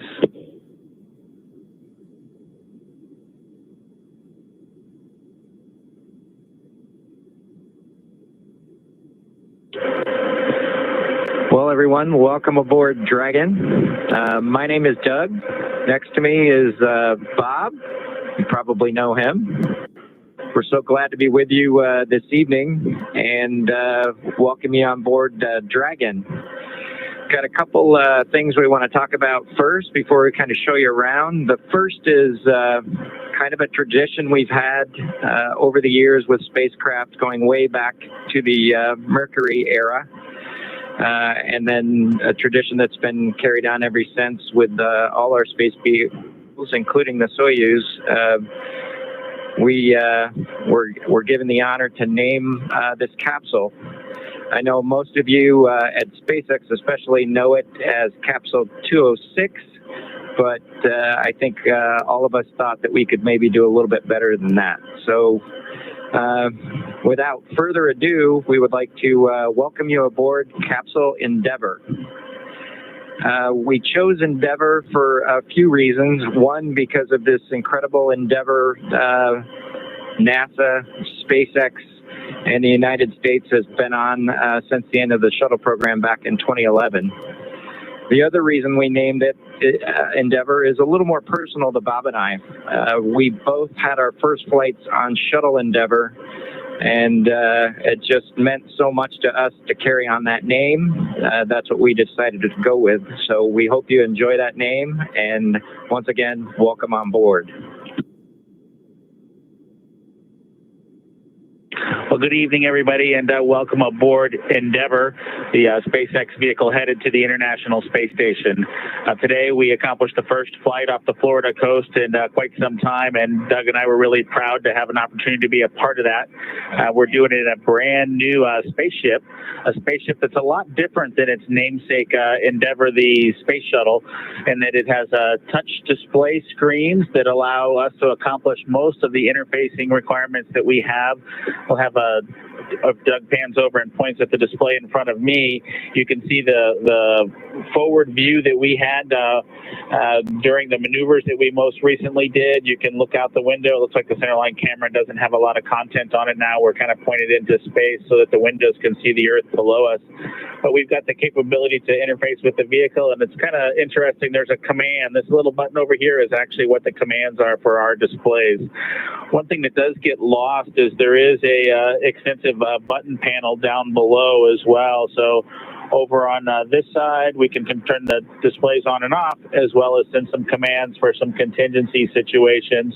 On the other side, we have the ability to deploy chutes and things like that on entry. So we do have some buttons, but the primary interface is these displays. So nice, new, modern cockpit that we've got for our compared to our namesake, the Space Shuttle Endeavour. I'm going to migrate a little bit away from our seats here, and Doug from his seat is going to continue to try to follow me so you can tell what can be seen from the seat that he sits in. So from his seat, when he is inside in the vehicle, strapped in, this is what his view actually looks like. You can see a window off to the one side. We each have a window that we can view out and see what's going on outside. That was exciting on ascent for us to be able to see the arm rotate away from the pad, and that's when we both, I think, knew that we were going to launch today. So that was super cool. I've got one on my side as well. The hatch that we came in is the hatch that's right behind me. It is a little bit of a tight quarters, but I'm going to try to demonstrate some of the capability that we have now that we're in zero gravity. So I think I was requested to do a backflip. I'm going to kind of do a side spin, which is a little bit of a permutation on that request. So hopefully you can see what it's like to actually float in zero gravity. And Doug and I are super excited that we got the opportunity to do this again today, even before the end of May. So that was super cool. We did, it turns out, end up with one stowaway on board our vehicle when we launched today.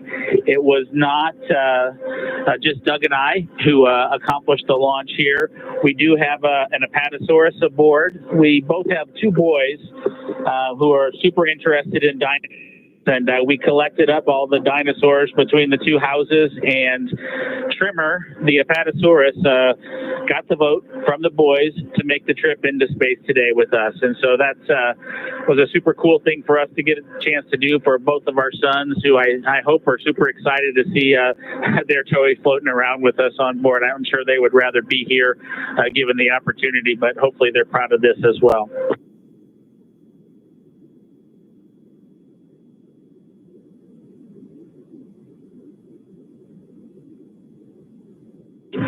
Okay, as we work our way towards one of the windows, unfortunately, it's getting a little bit dark, but I don't know if Bob can pan over here. We just passed off of the coast of Newfoundland, and we're headed over to, over the Atlantic right now. I don't know if you can get a good picture of that.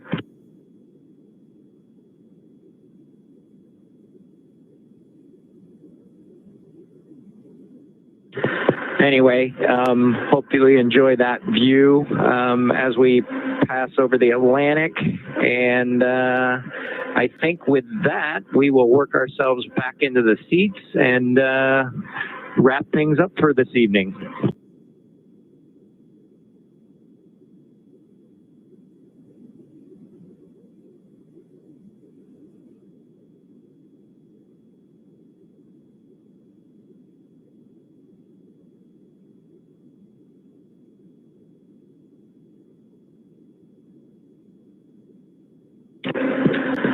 So Doug's there making a nice big smile for the camera. I hope you enjoyed the trip today with us on board the Dragon Capsule Endeavor with our friend Trimmer, the Apatosaurus, and Doug and I. We just would like to thank SpaceX, we'd like to thank NASA, and we'd like to thank the American people for the opportunity today. And we're really proud of the entire team that was able to accomplish human spaceflight again from the Florida coast. Just a wonderful experience. Doug and I are just so proud to be a part of it, and just want to thank everybody who gave us this opportunity and worked so hard to make this happen today. So with that, I think it'll be good night from Capsule Endeavor. Good night to everyone at NASA, at SpaceX, and the United States, and congratulations to the teams that got us into orbit. And we're looking forward to seeing Chris Cassidy and his Russian colleagues on board the International Space Station tomorrow morning. Good night, Megan and Theo. And Karen and Jack.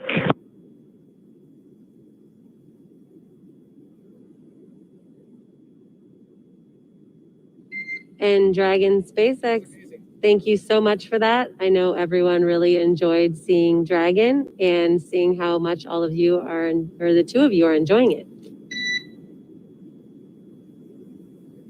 It was our pleasure, Laura.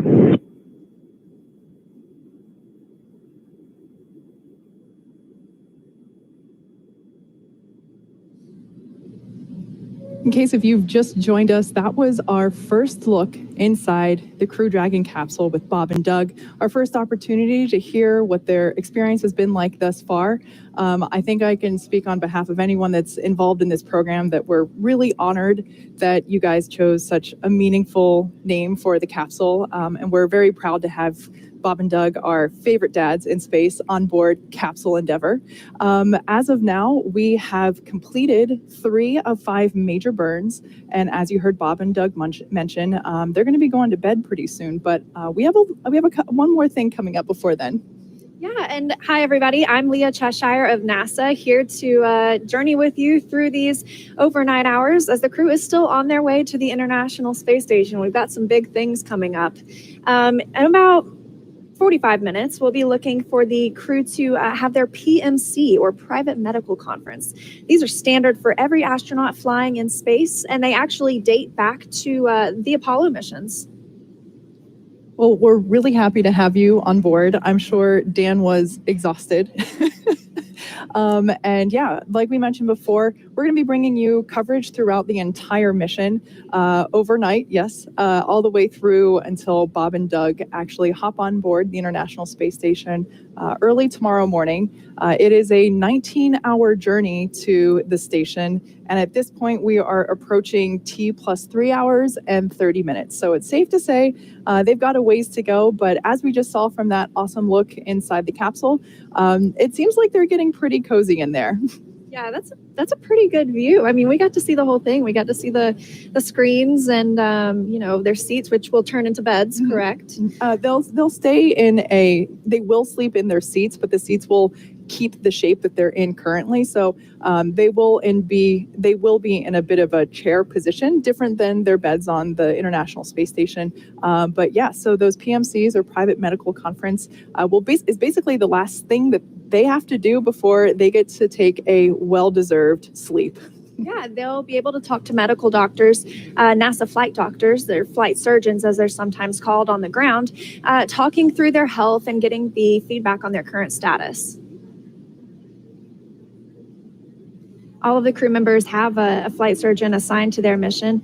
The flight surgeon is dedicated to their healthcare throughout the duration of the mission, including training, on orbit, and when they return. That means providing remote care to the astronauts while they're in flight or on the station.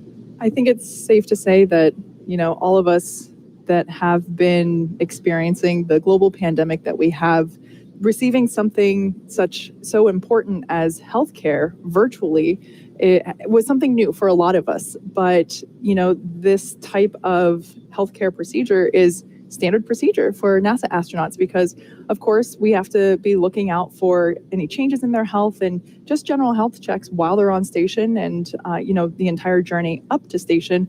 So I think this is just another... Dragon SpaceX for camera settings.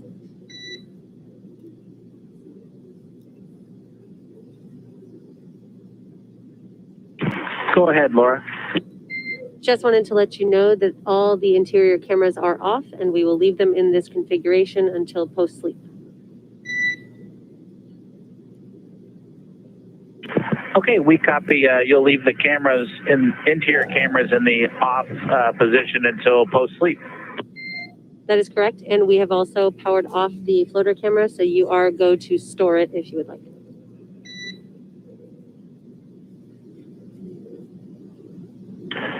Thanks, Laura. We'll put that in work and get the floater camera stowed away and have it ready for tomorrow. And just wanted to say, good to talk to you from low Earth orbit finally, instead of just from upstairs or downstairs. Yeah, I agree, Bob. It's nice to hear your voice in orbit rather than upstairs. I did just want to make sure that for solidarity purposes, there's no coffee drinking or tea drinking going on down there, right? I have to take the mask off to drink coffee, so, some coffee.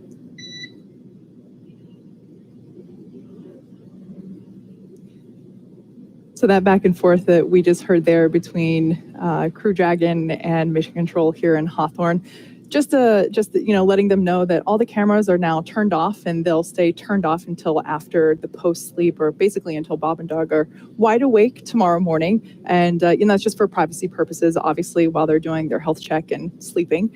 And you may have heard them mention the upstairs, downstairs. That is referring to our training facilities here in Hawthorne. We actually gave you a pretty cool look into those training facilities earlier in the webcast, so you might want to rewind your feed to catch up on to see what that actually looked like in person. But essentially, Bob and Doug, like we've been saying, they've been here on site in Hawthorne for months. They are part of the SpaceX team, really hitting a home run in terms of they're here training with our team. We all work as one, and it has been that way for months. They have gone through rehearsals and practices of every possible procedure that they would go through.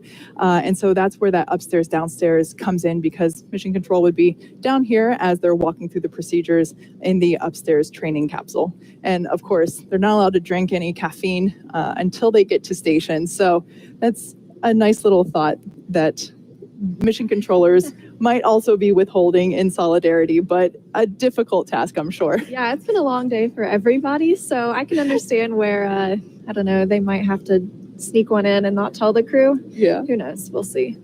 So like we said before, we're going to the Bob and Doug, our dads in space, will be beginning their private medical conferences.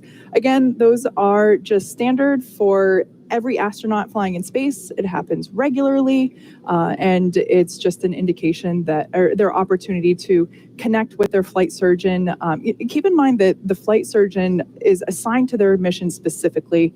That flight surgeon is dedicated to their healthcare throughout the duration of the entire mission, including training while they're still on Earth, while they're on orbit, and throughout their entire return. So that basically means that not only do they get remote medical care while they are in space, but it also means that the flight surgeon will actually be on board the recovery vessel when they splash down in the ocean.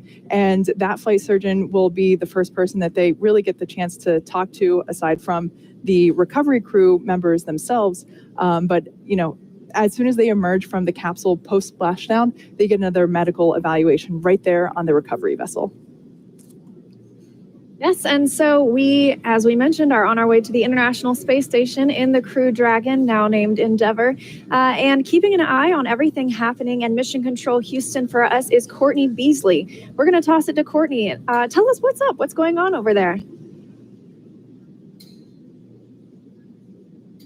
Thanks, Leah. Such an exciting day, and I'm happy to join you for coverage into the overnight hours from Johnson Space Center. Here in Mission Control Houston, the Orbit 3 team of flight controllers is on console, led by Flight Director Rebecca Wingfield. Flight controllers here in Houston are continuing to alternate the flight control rooms they are using from shift to shift to prevent contact between the members of one shift to the next. At this hour, the International Space Station crew is asleep.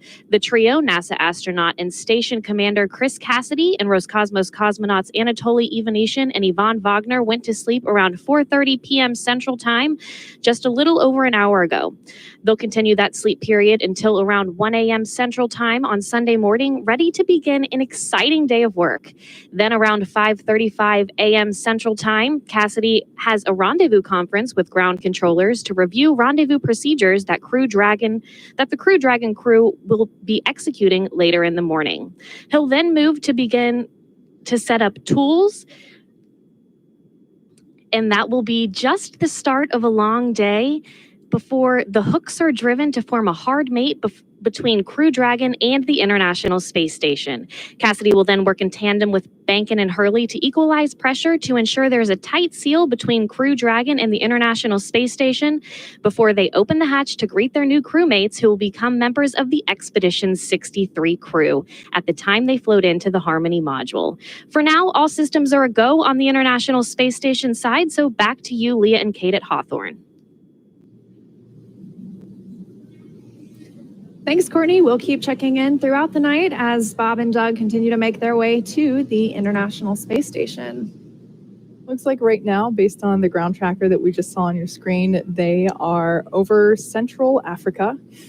So it's pretty incredible how quickly, when you think about it, how quickly they are traveling. I said maybe it was probably 20 minutes ago, they were over entering the coast of California, and now they're already in Africa. So it's quite incredible to think that they are going Dragon SpaceX so for incredibly PMC. fast in their pursuit of the International Space Station. Go ahead. Yes, we're setting up a PMC here on your timeline. It's in about 15 minutes. You'll have about 15 minutes for that conference.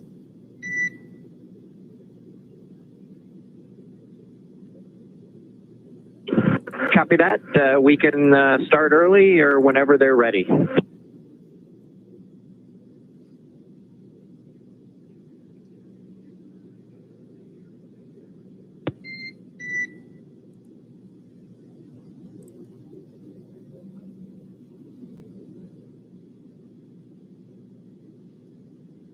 So there we heard that Bob and Doug are ready to begin their private medical conference. Even though they might be a little early, I think that might be the theme of Bob and Doug, is that whenever, they might be ready early and they want to go. I remember watching the webcast both today and on Wednesday prior to launch, and both days they just went right in the capsule a couple minutes. And Dragon SpaceX will work to get that set up as early as possible, and we'll give you a call when we have set up for it. Sounds good, Laura. Thank you. I hate to say I'm never usually as early on time as Bob and Doug, but if I were them, let's go ahead and do it. Let's have some more free time, maybe get a little extra rest before I go to bed. Yeah, why not? I would imagine it certainly had something to do with the excitement that was building. I can't imagine them, the feeling that they had going through everything again today, and then getting into the capsule and saying, all right, today is the day that we're going to go to space. And you know what? We're there. I know. I can't imagine sitting still for the amount of time that they have to from the time they board Dragon until they finally lift off, and just having to wait, as excitement continues to build. But you're just still on the launch pad, so. Yeah, for sure. And as we saw in that little tour of Crew Dragon, we could see that while there was enough room for for Bob to do a backflip, it was still, not exactly enough space to really stretch out as much as they might want on a regular basis. So yeah, the confinement there, they're working around it. It's still pretty roomy, but it is definitely not a limo. Well, it's not too bad, though. For 19 hours, I've been on some pretty long road trips, and I think I'd rather take a 19-hour trip in the Crew Dragon than I would in a minivan, so it's not so bad.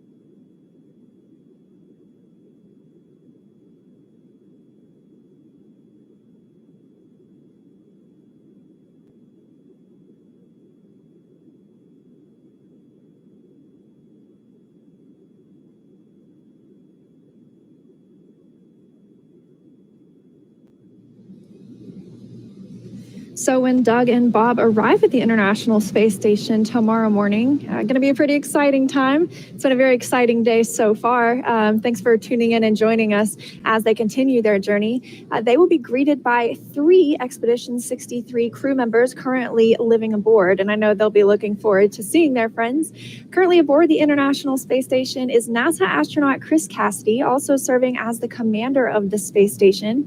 You can see him there on the right of your screen. He's also joined by Roscosmos cosmonauts Anatoly Ivanishin and Ivan Wagner. International Space Station is very international, and so we have members from visit from Roscosmos, which is, like I mentioned, the Russian space agency. We have JAXA team members, the Japanese Aerospace Exploration Agency. We have ESA, European Space Agency astronauts, coming up and down from the International Space Station, orbiting 250 miles above our heads, performing science and research that benefits all of us here.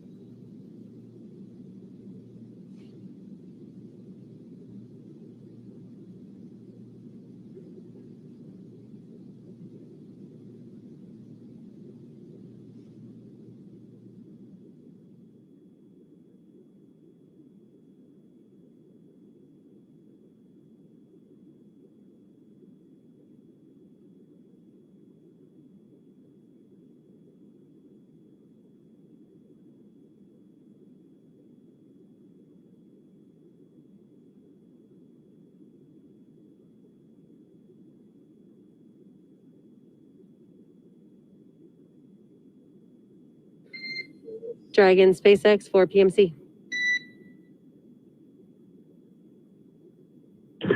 Go ahead. We are going to privatize the loop, so the PMC will start imminently.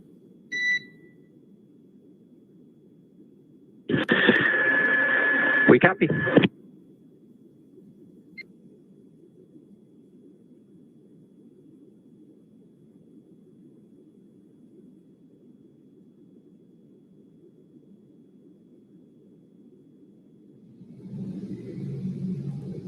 So as we just heard, Bob and Doug will begin their private medical conference, their opportunity to check in with their dedicated flight surgeon. Again, like I said, that flight surgeon is assigned to the mission and provides care throughout the entire mission.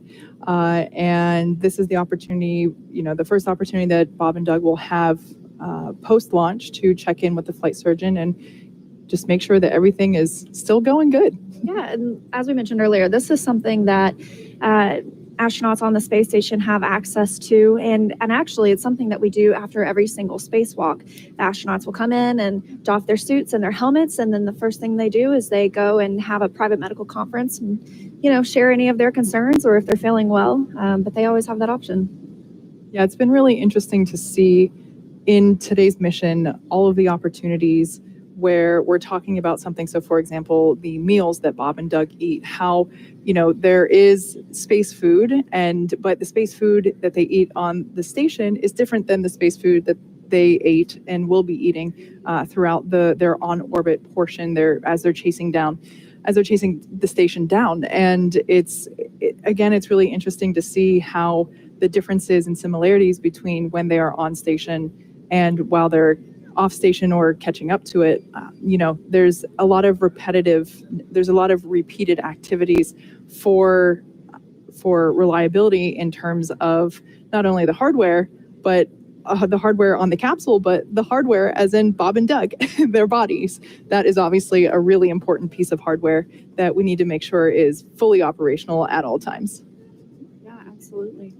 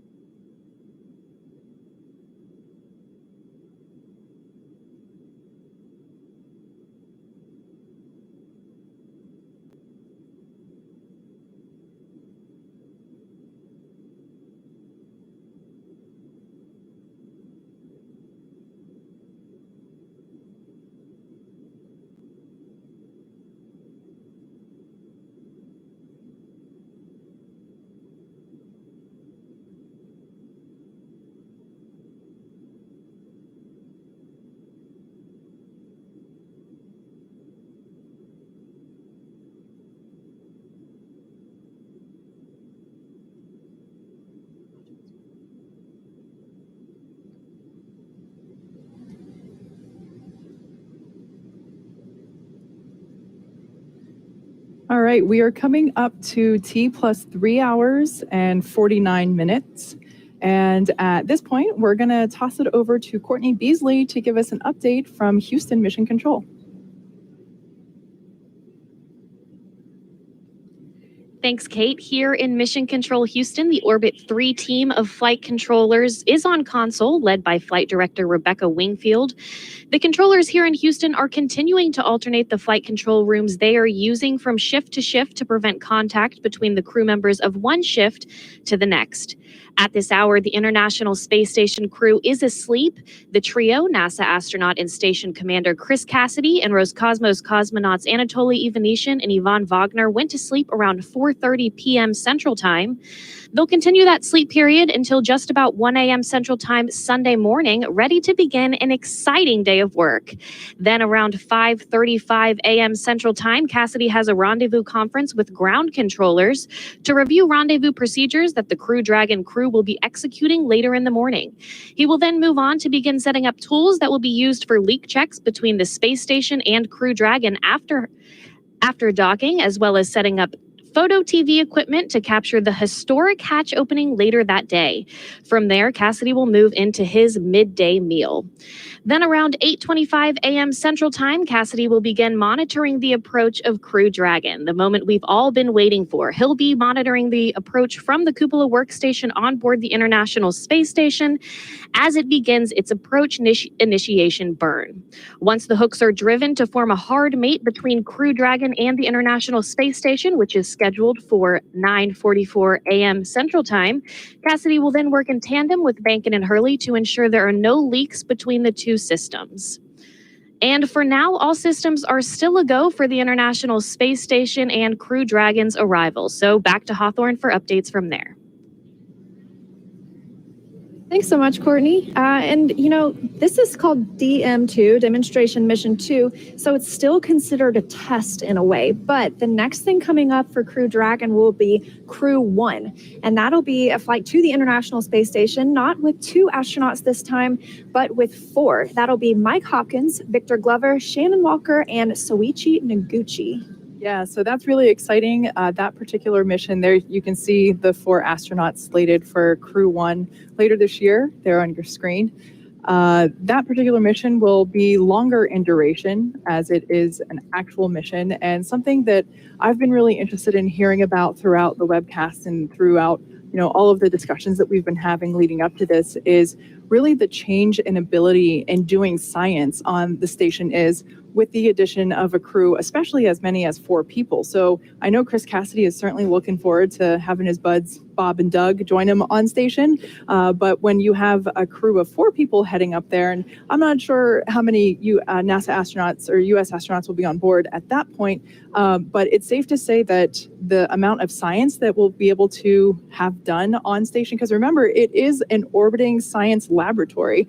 And instead of the astronaut, you know, Chris, there in terms of being the singular person conducting the US science experiments, he will have, or whoever is up there will have more people able to help out, which then means that your entire day is not just doing maintenance on station and exercising and eating and sleeping. You actually get to do science, which for me, I mean, that is the most exciting thing about the station is that it's a lab. Yeah, and that's amazing to me that we literally have an orbiting laboratory.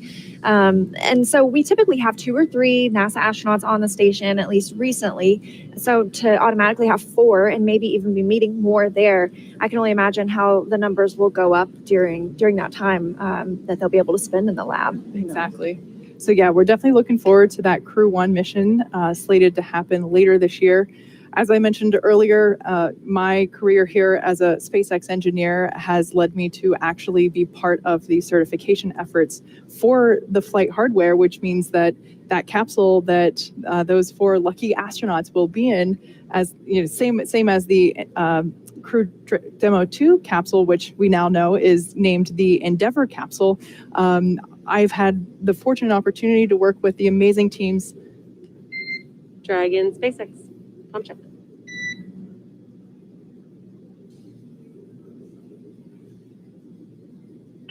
Loud and clear. How was? I've got you loud and clear as well. Wanted to let you know that the Dragon to Ground loop is public once again. Dragon copies. All right. That transmission that we just heard there was confirming that the Dragon to Ground loop is audible to us once again, and that's a good indication that the PMCs or private medical conferences have concluded. So that is good news there.